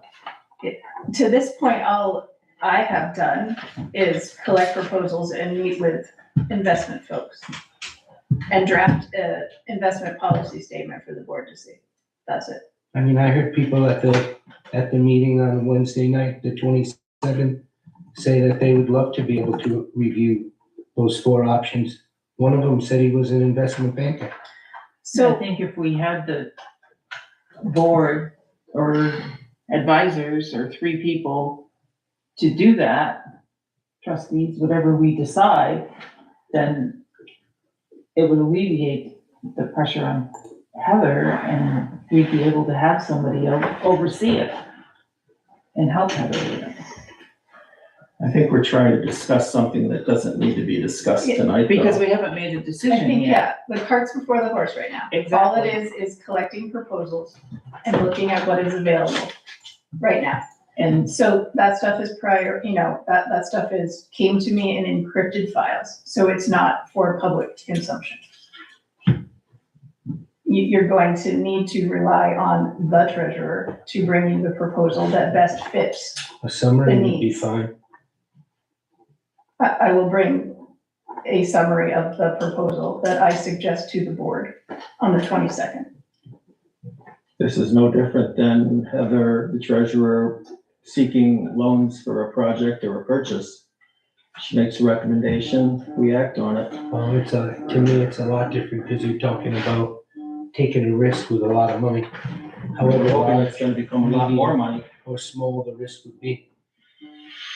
And I'd be tickled pink if it became a lot more money too, because that means the town could do things and not have to take out a loan. Mm-hmm. That's the whole plan. At least that's the hope. Other towns are doing it successfully, so there's no reason why we can't do this too. Any other thoughts on the investment account in general?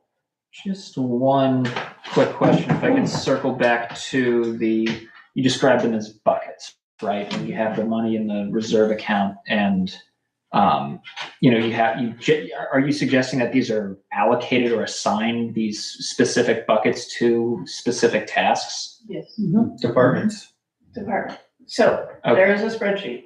It has a whole bunch of columns. This spreadsheet dates back to 2017. It tracks everything that goes in and everything that goes out by column. We just refer to them as buckets Okay.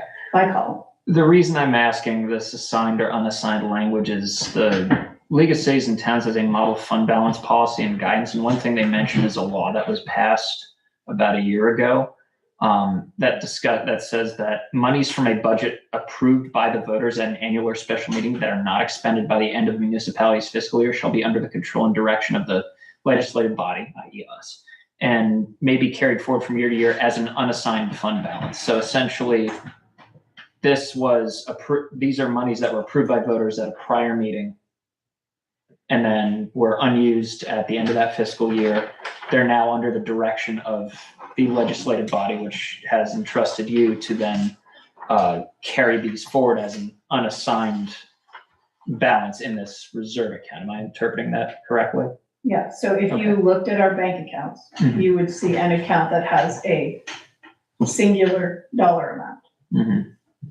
That dollar amount corresponds to the spreadsheets that Marcel uses to track the columns.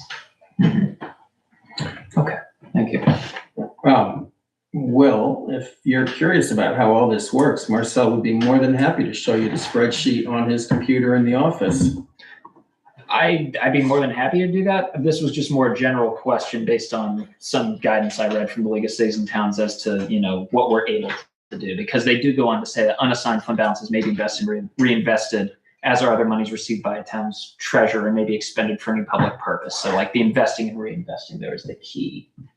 I mean, they're in these buckets, but there's nothing to say that we can't use that money for something else. I mean, like when we just had that storm in 2024, I had to use some money out of there when we first started because we didn't have enough money to cover expenses.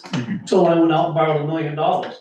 I had it was a lot easier to borrow $1 million than it is to even investigate this investment account right now. Well, and technically another example of this, it sounds like, would be when the Madbrook Bridge came due and we had to come up with the $230,000. We moved that in anticipation that would be recuperated through FEMA.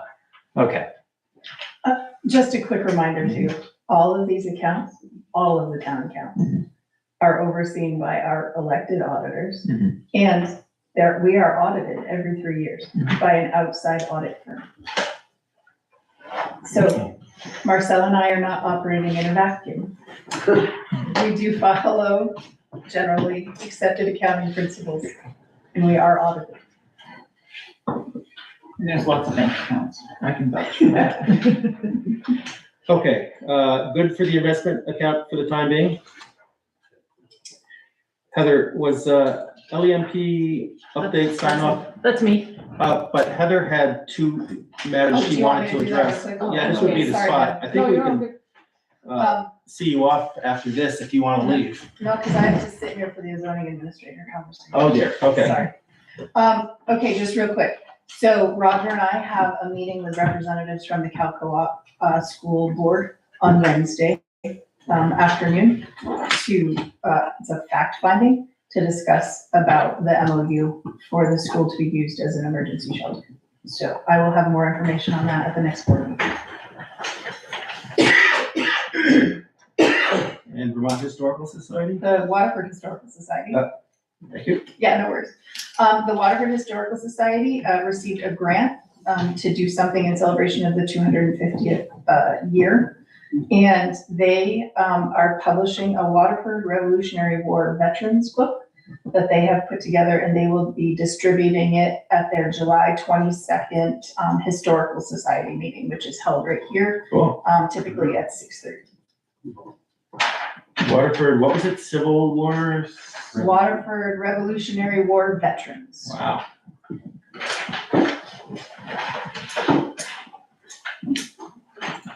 Okay, thank you. Deb, LEMP update sign off. Super simple.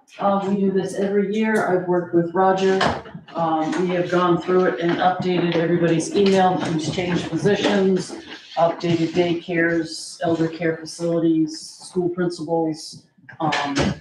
Roger has already signed off. I just need select board chair to sign off on the bottom. Is this administrative or is there something we need to talk about? No, yeah, it's administrative. Okay. I put the information was in your packet, so you had freedom to Emergency check it. Preparedness call down, Drew. What's that? It's like an emergency preparedness call down. Absolutely, absolutely. You know, we have a new principal coming in, that's been updated. Union Baptist updated their maintenance person, that has been changed Is this something that happens every year? every year. Okay. Is this a board action?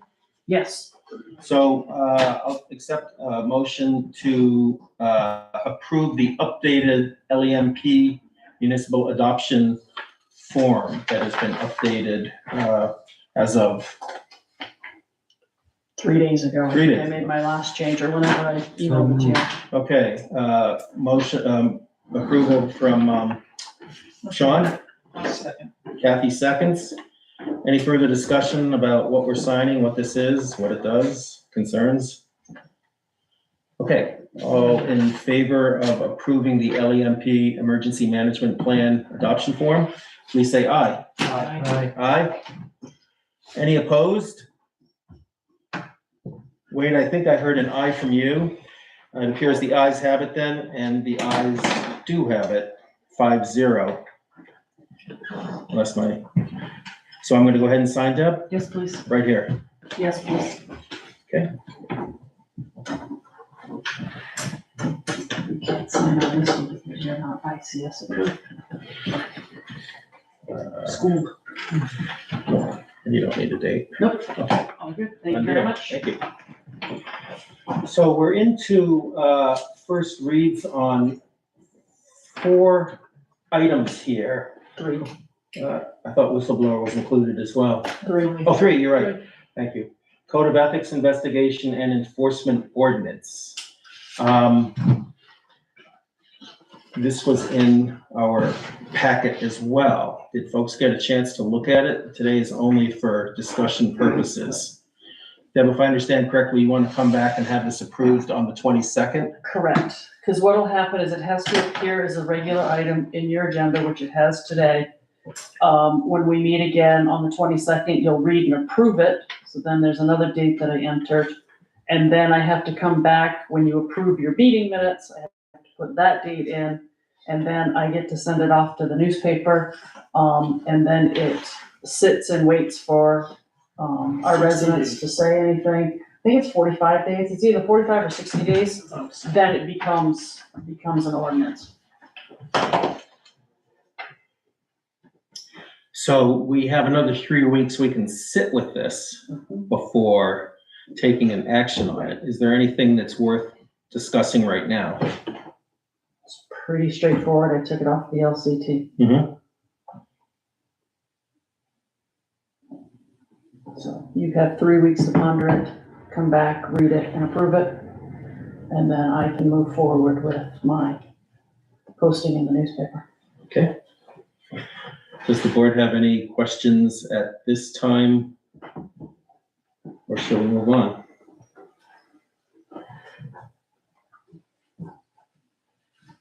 I'm hearing no questions. Okay, so we'll stick a pin in this and come back to it on the 22nd. Let's see. Next would be municipal ethics complaint form. Again, came off the LTCs.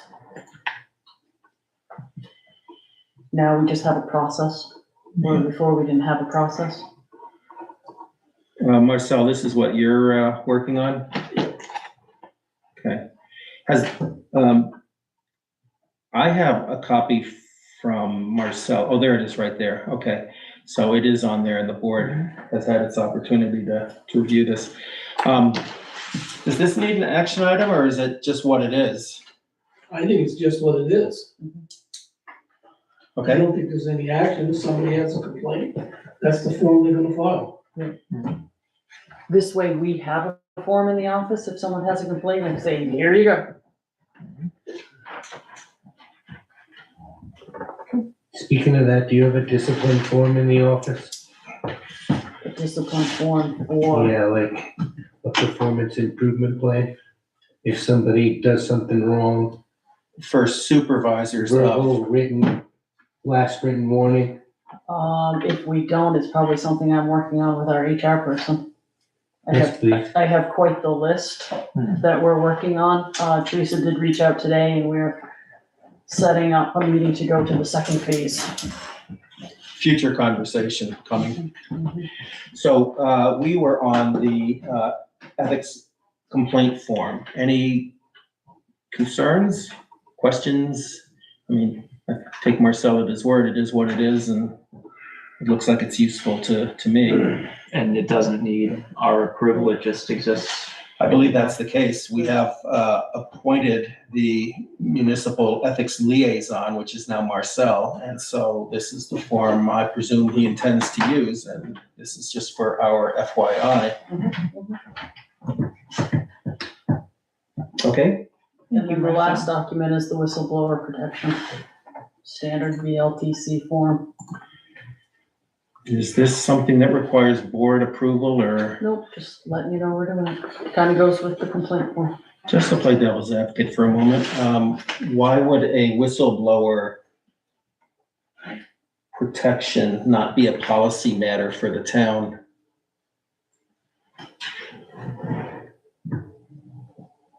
It is, and that's why it's before us. So what do you mean why it would be a policy matter for the town as opposed to? Well, maybe I misunderstood. It will become a board action item?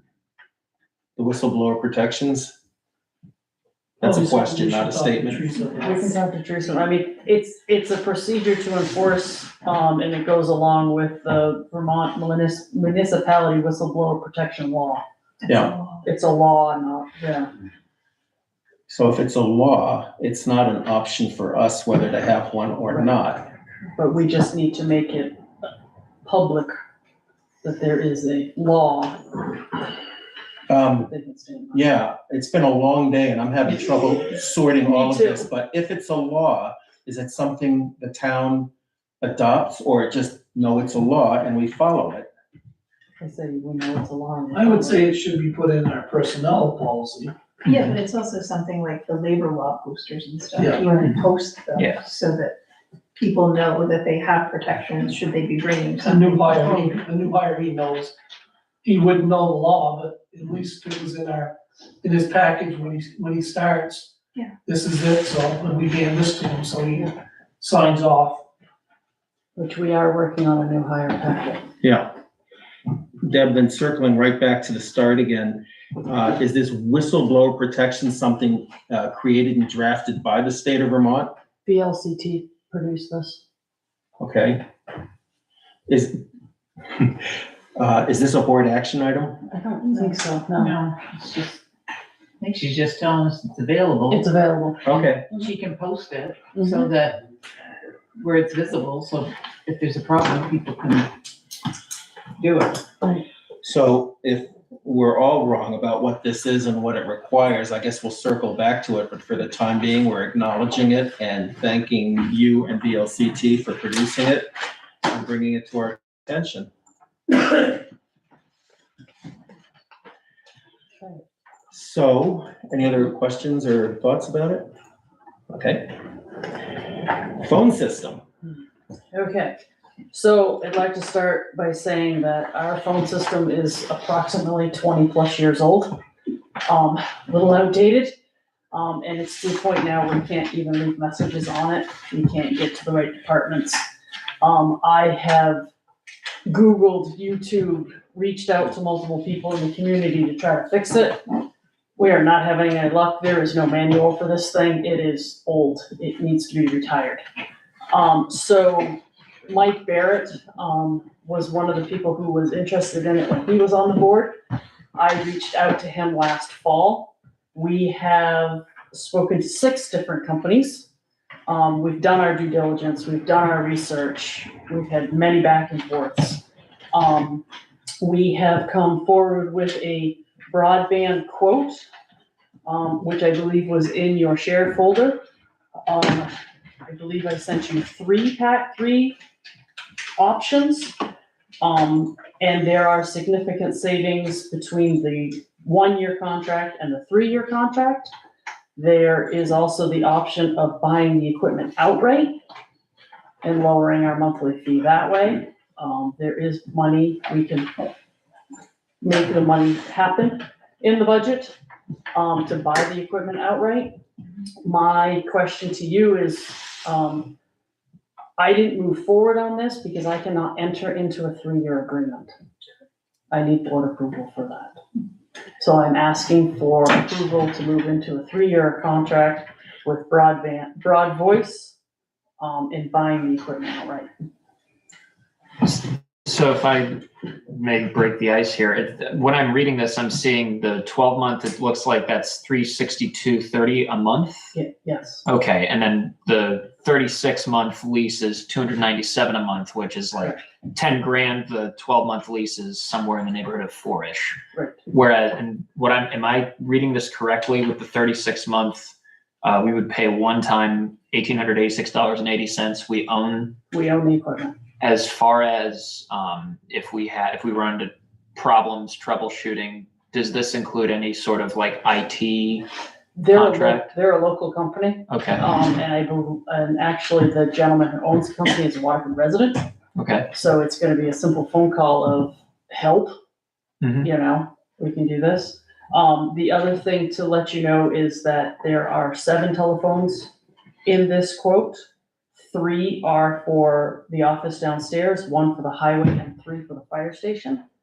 And the reason for the fire station having so many is they are our emergency management center.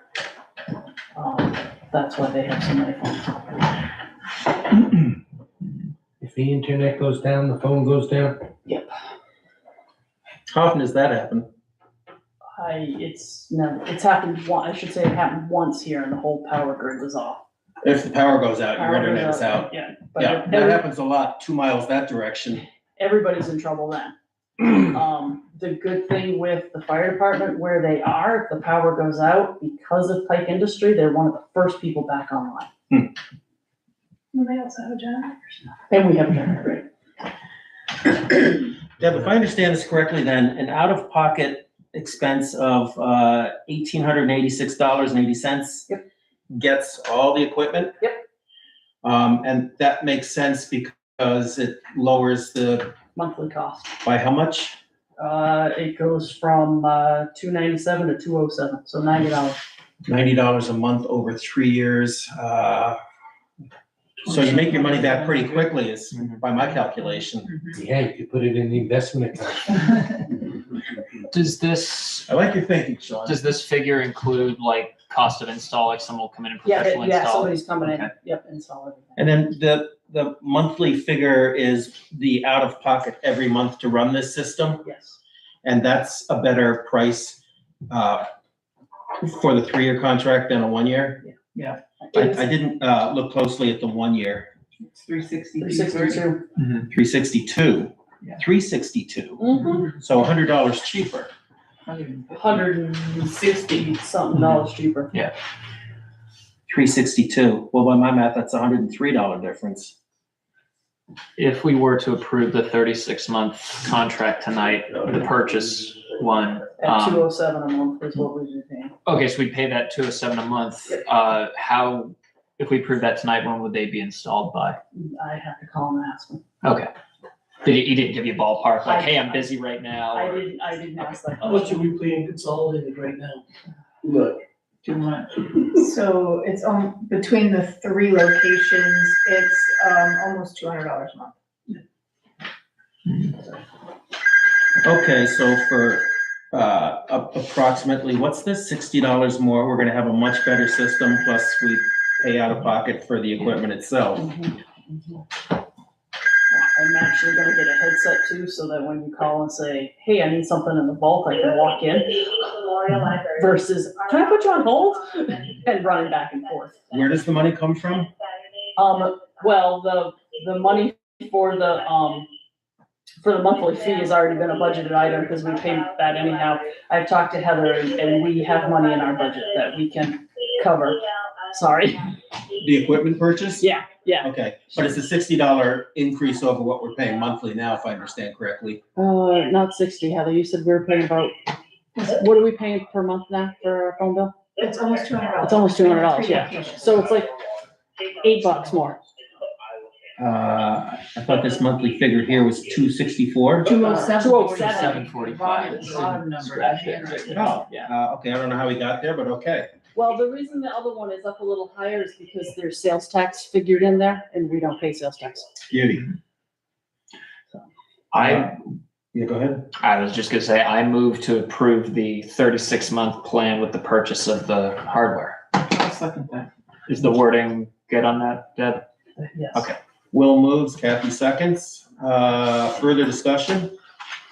Comments?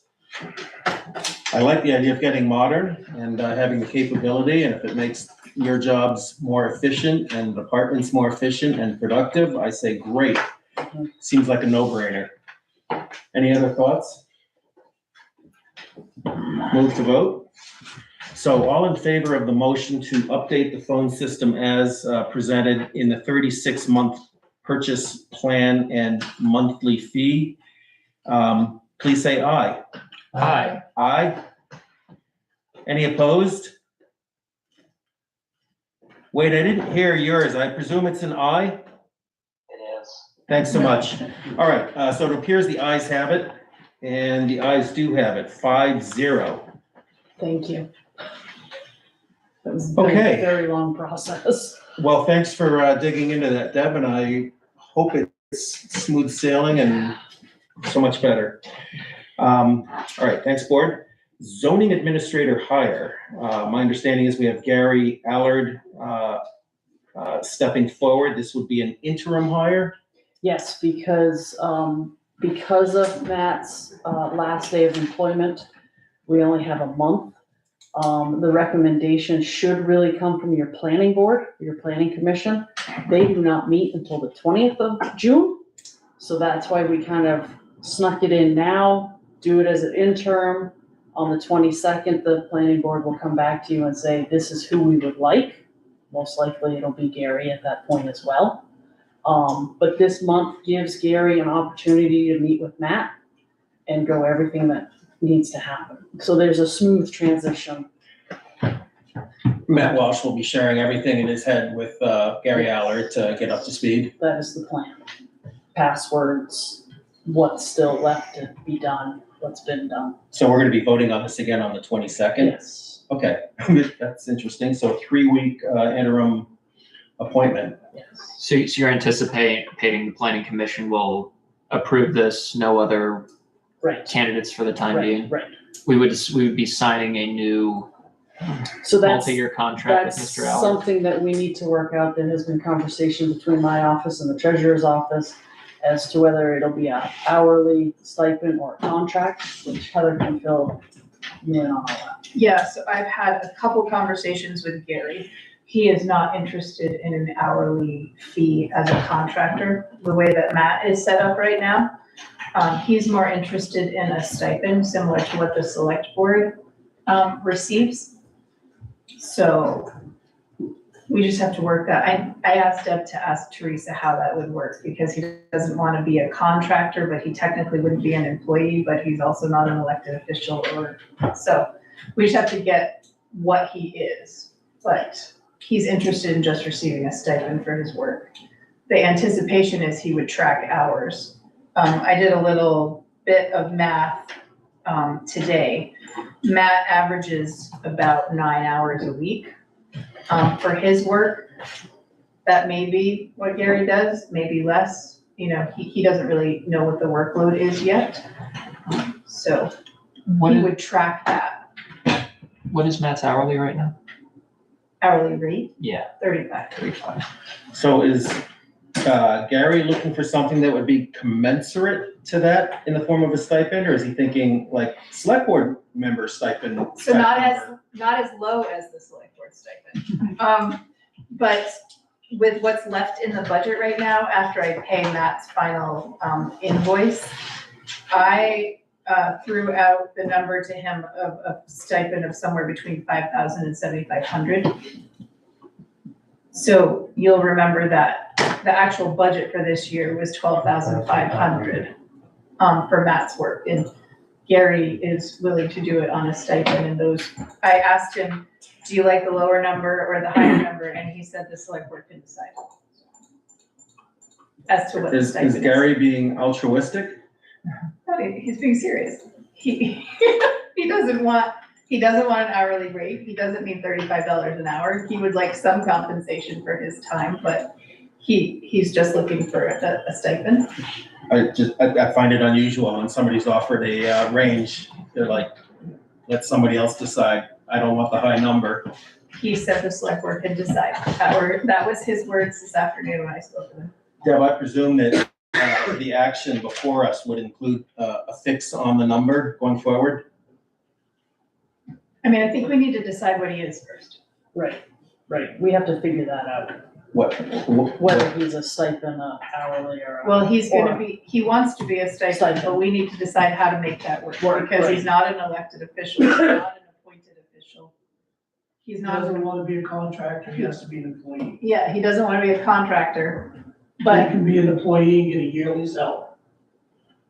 What, Marcel? A yearly salary, that would be called a stipend. and a stipend salary. So we need to work out a little bit more of the detail about the payment. Right, Can we make an action tonight without working out the payment portion? yes. Yes. You can appoint- How does that work? You can appoint him. You're just asking him to take over as interim right now, and we have some time to ask Teresa so that when the planning commission comes back to you on the 22nd and says, this is who we would like, we'll have the answers of how we're gonna pay him. When would the pay start? Tonight upon appointment or on the 22nd? It's gonna be a stipend, so it'll be paid out in December anyway. We've got Oh, time. one lump sum. We've got Gotcha. time to Thank do you. that. Right. So at some point too, we need to draft up his scope of work, job description, however you want it. Would it follow Matt Walsh's? Well, Matt was a contract, but yes, we can pull out of Matt's and make one for our new person. And we should still take an action tonight before we have the scope of work worked out? Yeah, right there. All right, I will move to appoint Gary Allard as interim zoning administrator until such time as the planning commission gives us a formal recommendation. I'll second it. Okay, Will moves, Kathy seconds. Discussion? And in that vein, we don't address the stipend quantity until the 22nd? Yep, and we'll, at that same point, we'll have that scope of work lined out. I know it seems like we're rushing it, No, I but get the, Matt's only here for a month, and I can't wait until the 22nd and not have somebody come in smoothly. all of that makes sense. It's just, it feels a little bit odd having some loose ends still. Right. But I get the urgency. I It'll think only the board be does loose too. for a couple weeks. Right, exactly. We'll have all the answers when we come back on the 22nd for you. Okay, so this is an urgent matter to take advantage of, cross-training and Yes, get somebody into the seat that we expect will fill the seat on a permanent basis. yes. Okay, motion and second on the table, more conversation, discussion? Hearing none. All in favor of the motion to appoint Gary Allard as interim zoning administrator pending further approval down the road, signify by saying aye. Aye. Aye. Heard you loud and clear, Wade. Any opposed?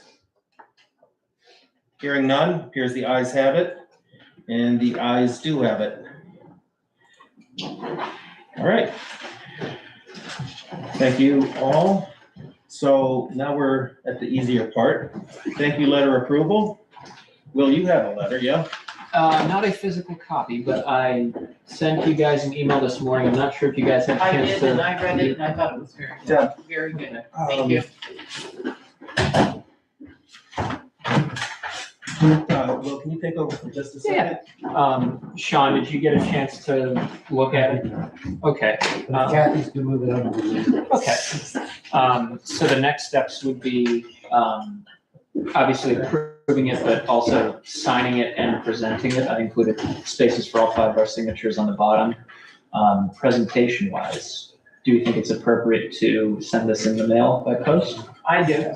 Okay, let's discuss aesthetics as far as printing it. I feel like simple, printer paper might need an upgrade. Since this is a formal commendation, perhaps something professionally done at, say, Staples on like not a glossy, but a textured cardboard. Or do we have town letterhead that Deb can print it in the office? So that was one question I had, I was gonna ask tonight. I'll But see we if I won't be can. able to all sign it. Okay, Or we could sign it on the 22nd. We could. Deb? Okay. Can you grab Deb for Deb, 1 second? one question, can you come back up for a moment? Thanks.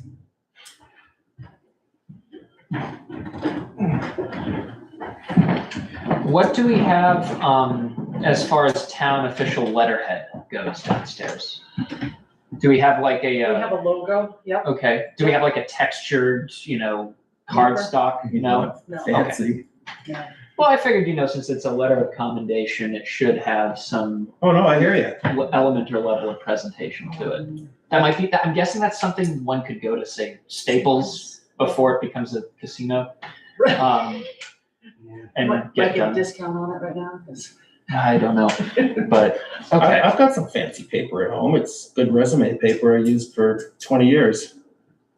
Okay, is it, like cardstock? Not quite cardstock, but it's solid paper. Okay. You want something more than that? Well, just does it have like a texture to it, or is it like is it a white or an off-white? No, it's creamy, very, very Okay. light brown, and it's got texture. It is definitely not this kind, but it prints well. Okay. so if you wanna drop a few of those pages off into the black box tomorrow, Is that outside? yeah, right out front here. Okay, on my way out of town. Yep.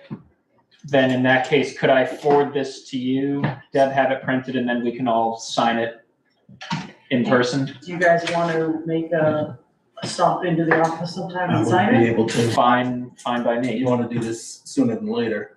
Yeah, I have it dated June 1st, so. All right, Will, would you sign for me then, Absolutely, Okay. or Deb? yeah. I don't care who. One of us will Okay. sign for it. And then the rest of you, when you're in town, I'm here until 6 on Wednesdays. If Yeah. that works, pop in and sign. Yeah. Sure, okay. Thank you, Deb. Thank you, Deb. Appreciate it. Heard from Michelle and Kathy, they seem to be okay with it. Have you had a chance to give it a once over?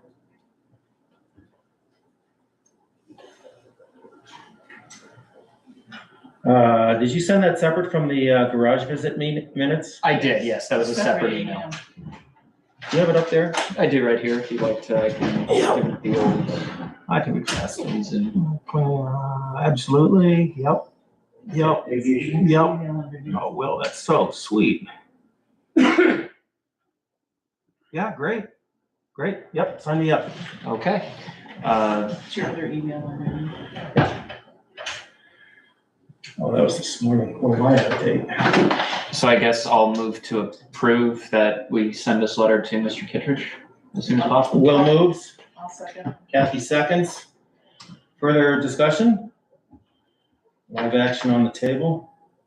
All right, no further discussion, then all in favor of sending Will's draft letter that will be sent on fancier paper, please say aye. Aye. Aye? Wait, I think I heard an aye. Any opposed? Hearing none, appears the ayes have it, and the ayes do have it. All right, thanks for doing that, Will, much appreciated. So we got citizens' concerns coming up. I don't know what we're looking at, but as chair, it's been a long day, so I would like to ask citizen concernees to keep their comments to a relatively efficient period of time. Can we agree 2 minutes might do the trick? Nope.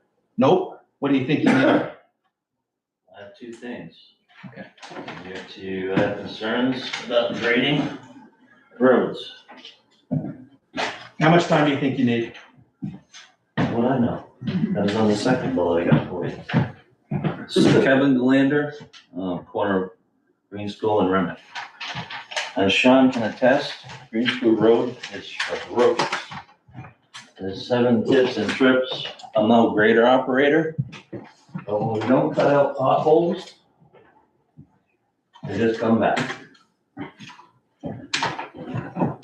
Now, I realize you got problems, you got you down man, but when I see roads being graded twice, 3 times, and other roads not being graded at all, that's a concern.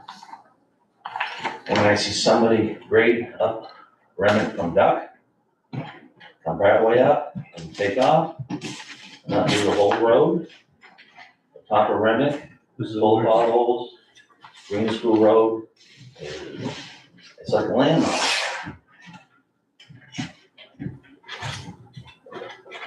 Thank you for bringing your concerns in. Sean, did you have a comment or a question? I couldn't tell. No, about this ditto. Okay, The top of the hill was worse than the bottom of the hill. The bottom got done. The top didn't. Green School Road's a mess. okay. Mr. Galander, did you have a second? I do. Okay. Want me to state my name again? No, you're good. Gravel pit. I don't have, I have one for Wade, but, She's on second. oh, I thought he was here. We left you second. Wait, just FYI, Kevin Galander is, public concerns right now. He's handing out a document regarding the This is the gravel deed, pit. the deed to the gravel pit. Deed to the gravel pit. Okay, thanks, John. Yeah. What do you want to point out here? Getting there. Let's start with bullet 3. I don't know if you want to read it for Wade or. Wade, I'll read this to you.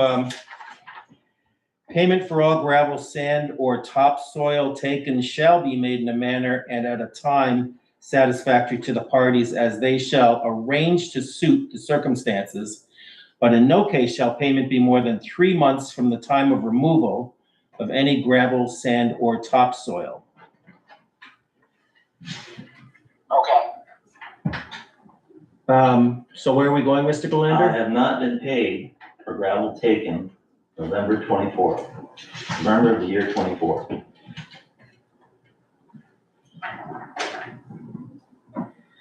All right, I presume it is the town that owes you payment, in your opinion, Yes, not paid, what was the date again? November of 24. last time they did. the November crushing. 24th. Bullet 6. You might want to read that one to him too. All right, Kevin is raising bullet, item number 6 here.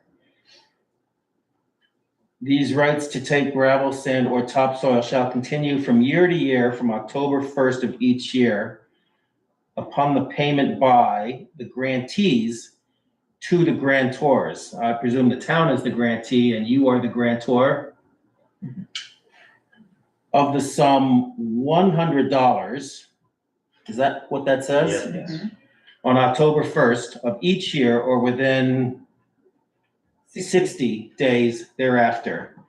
If the grantees fail to pay $100 each year as aforesaid, these rights shall cease and all interest and property in all gravel, sand, and topsoil on these premises shall revert to and become the property of the grantors herein.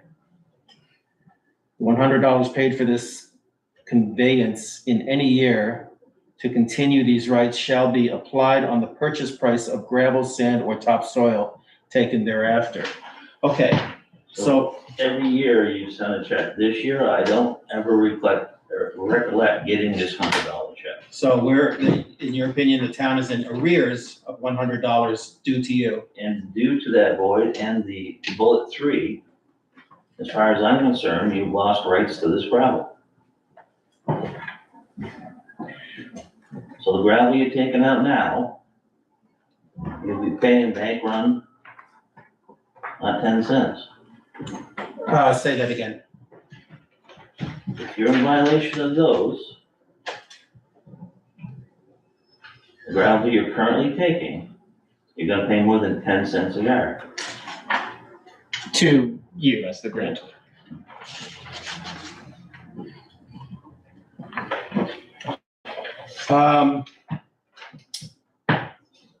Why do you think you weren't paid in November from the stuff they took in November?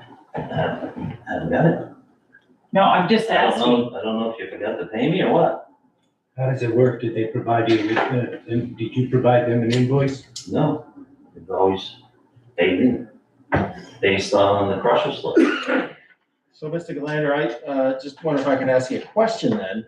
You can You're ask, I may not answer. obviously unhappy that you feel you haven't been paid for the November 2024, Voids this deed.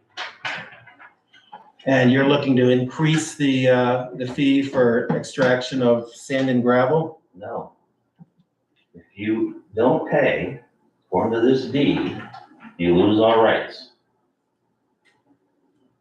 Mr. Galander, if I may just ask one question. I'm looking at the town report, this last year's town report, and on the accounts payable from Jan 1, 25 to December 1, 2025, you and I believe your wife Paula are listed in here as having been paid $100. Show me where you paid me. So you're claiming you never received this? So proof of burden is on you. Yes. Have you reached out to the town office at all about this? Okay. So this is the first time you've made anyone aware? Okay.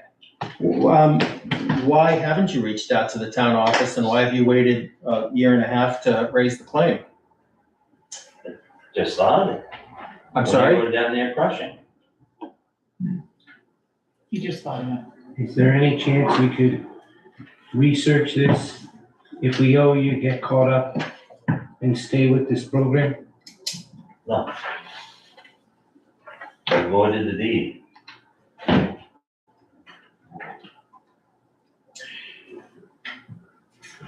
I think we'll not comment right now, and So we will I not? be looking into this, and we will get back to you. Very good. I think we need to give him a time frame as to when we'll get back to him. Yes. Like, Okay, somebody will have to take this up because I'm gonna be away for the next 12 days. When are you leaving? What time is it? It is 8:43 on the 1st. I'm leaving in 11 hours. Okay. I can take this up. Tomorrow's Tuesday. I can make inquiries about this. It's gonna be Deb and the treasurer. Okay. And I will report my findings back to the board via email. Is that suitable? That works for me. that's Yeah. fine. Yeah. As far as me interacting with Mr. Galander, is that suitable to the board if I find something that says, yes, you were paid, or can I pass that information on to him? I am, Let's talk about that as well, let me see, does that violate open meeting? We're not taking an action here, we're doing what No. we've agreed to. no, I can't see that as a violation because we need to get him his information. Yes. It's not like he can do it and he can report at the next meeting, so it's what he found out, but he needs to get back to Mr. Galander before that. But to have it public information, he can go and do it and work it out with Mr. Galander and report back to what they've come up to and if there's what action you need to take from there. I own the land with my wife, I understand. and you made a decision on January 12th, I think, to pick a crusher. No notification of when you were going in or what you were gonna do as far as crushing. None of us were contacted. I find that very disturbing. Who usually contacts you? Does the foreman usually reach out? Never have. The foreman's never reached out to you? No. So in 2024, they dug and nobody reached out to you? Were you on the board at that I time? was on the board. He was on the board at that time, so he would have, Yeah. he knew at that time. What about, if I may, in years past, like going back, say, before COVID, because this has been an arrangement for quite some time. Were you contacted then in advance by, so never in the, Crusher shows up, Knowles being stripped off. Years ago, I said, you don't have the timber rights. So they saved me all the wood they strip off. So, Let's jump to the chase. If there's gonna be a future relationship, I presume I'm hearing that you would like to be notified before crushing and other earthworks begin on your property? That's the way it should be. Should be, I mean, I own the property, I realize up until now, you probably had gravel rights. On future, I don't know, that's to be determined here. We're gonna sort that out. We're not discussing that any further No. tonight. I agree. Well, I have another question. So when you get paid, who's supposed to determine the amount that you get paid? So every year, you have to pay at least $100. I got that. And every year, or every other year, wherever you crush, I get paid from the crusher slip. So the person that would be in charge of that would be the road foreman? I don't know, I'm guessing the treasurer. But the crushing slips are turned into the road foreman, I So believe. that gives them the yardage. Right, and then they turn them into the treasurer and the treasurer pays off that amount to the Gillanders. I think we have a plan to go forward here and research all of this, so I think, we're set for the time being, Mr. Galander. Thank you for bringing your concerns in. Excuse me, Clem. Thank you for bringing your concerns in. I appreciate hearing from you, and we'll get back to you. Go ahead, Will. All I was gonna say was just to clarify with Mr. Galander that I'm reading point 2 correctly, where it says, the grantee shall pay 10 cents per cubic yard for every yard of gravel, sand, or topsoil taken from these premises, of which 2 cents per cubic yard shall be paid direct to the mortgage of these premises, the Federal Land Bank of Springfield, Massachusetts, and then 8 cents to. That's what the lodge is on. That's way back. Okay, so that part is Yeah. irrelevant. Now the 10 cents just goes to, okay. So essentially in a crushing year, it's $100 per annum plus the 10 cents per yard. If you don't take anything out that year, it's at least $100. Okay.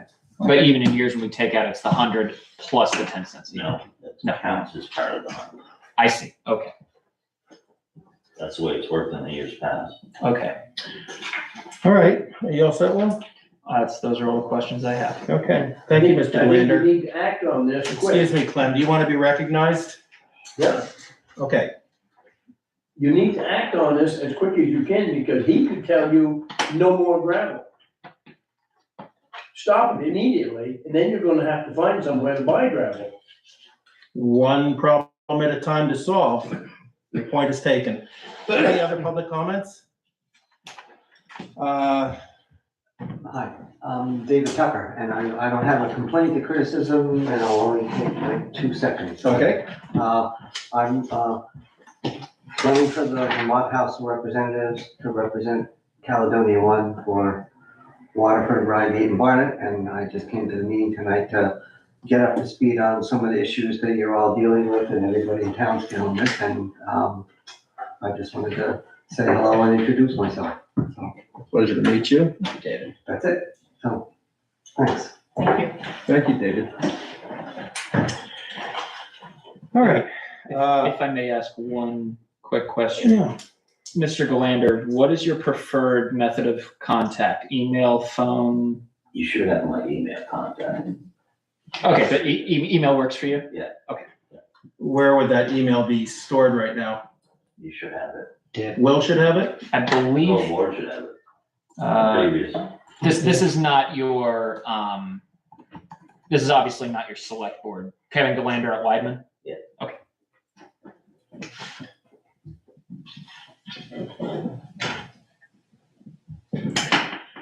Okay. Will, is it fair to say that by the end of the week, you can get to the bottom of this? I hope so. Okay. I hope so. As early as tomorrow, I'm gonna make inquiries downstairs. Is Thanks for through doing the that, end Will. of the week? Go ahead. And we have one. Clem's. All right, Clem? I have one more concern. You folks asked Maria Dantos to do a mediation. She done it, and I don't believe you've ever thanked her for it.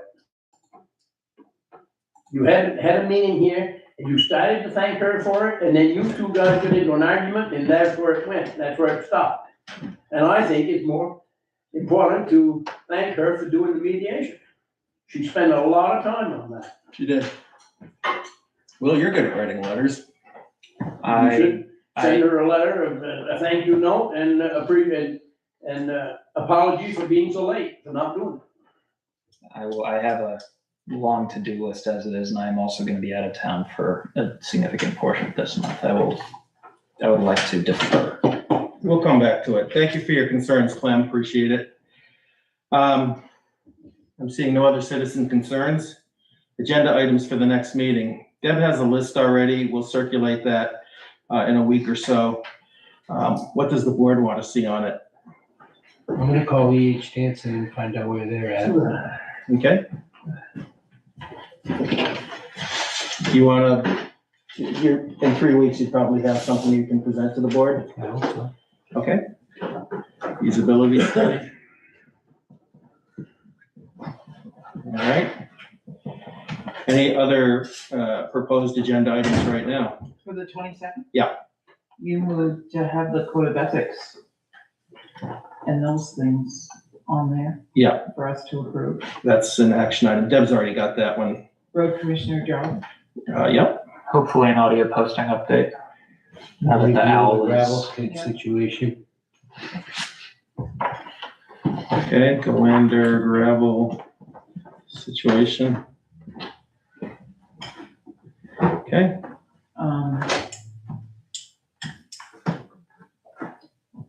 Kevin's grading, we need to figure out what we're gonna do about these grading of the roads, because they need to be done.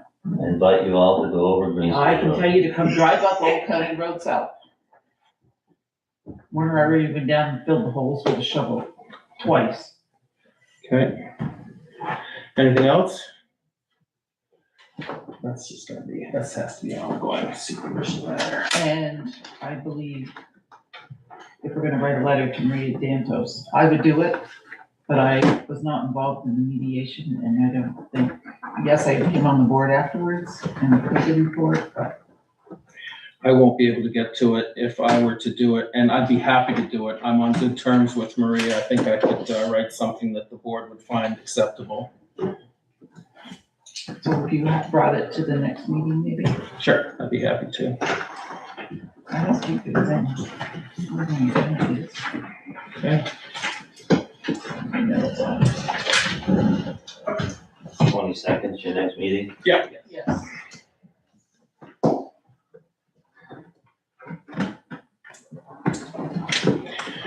All right, so we've got a pretty good list You had here. the gravel thing on there? Galander gravel? Yeah. Yeah, yes. And hopefully we'll have information emailed to us before that. If not Before resolved. any conversation takes place between yourself on behalf of the board, talk with the board Yes. first. Thank you. Anything else? Agenda items? I think it should be done before January 22nd, but we should find somebody who can drive that dump truck during the crushing and the grader get out on the road. Ron's working on that. Yeah. I'll just give him a nudge. See if we can accelerate this or get some urgency behind it.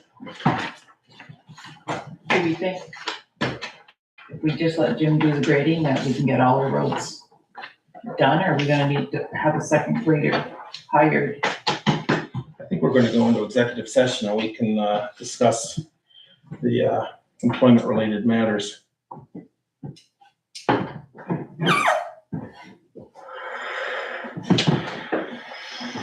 I'm hearing no further agenda items for the 22nd so far. This is something the board knows can always propose as we move along until it's final for publication. So this is not a final list, FYI. With that, I would entertain a motion to go into Wait a executive. minute. I forgot, Deb gave me things about June 22nd. The planning board recommendation for the zoning, is that on We there? have that. Festival permit, Yes. Deb's already got all those. okay. Planning board recommendation. Sheriff, Trailfield bid term mid-year update. Yeah. And fuel bid. Yeah. Sorry, I forgot you gave me those. Thanks, Kathy. So, motion to go back into executive session. I'll make that motion. Kathy moves. I'll second. Wait, Sean seconds. Any discussion? All right, Thank you, Kevin. back into executive Thank session. you, Kevin. Appreciate Thank you, it. David. Thanks, David. Good night, folks. Good to see you. Kevin, good night. Too late. Don't want to be here too late.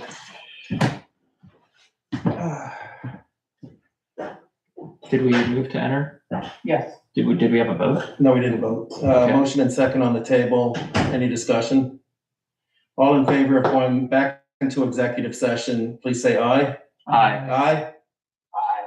Any opposed? Okay, the ayes have it. Hannah, I presume you're gonna be checking out from here? Yes, well, the stream's gonna end. Okay, So that's our only means of being. all right. And if there's any action coming out of executive session, we'll get the notes to you. Yeah. Shoot, but we don't have any way to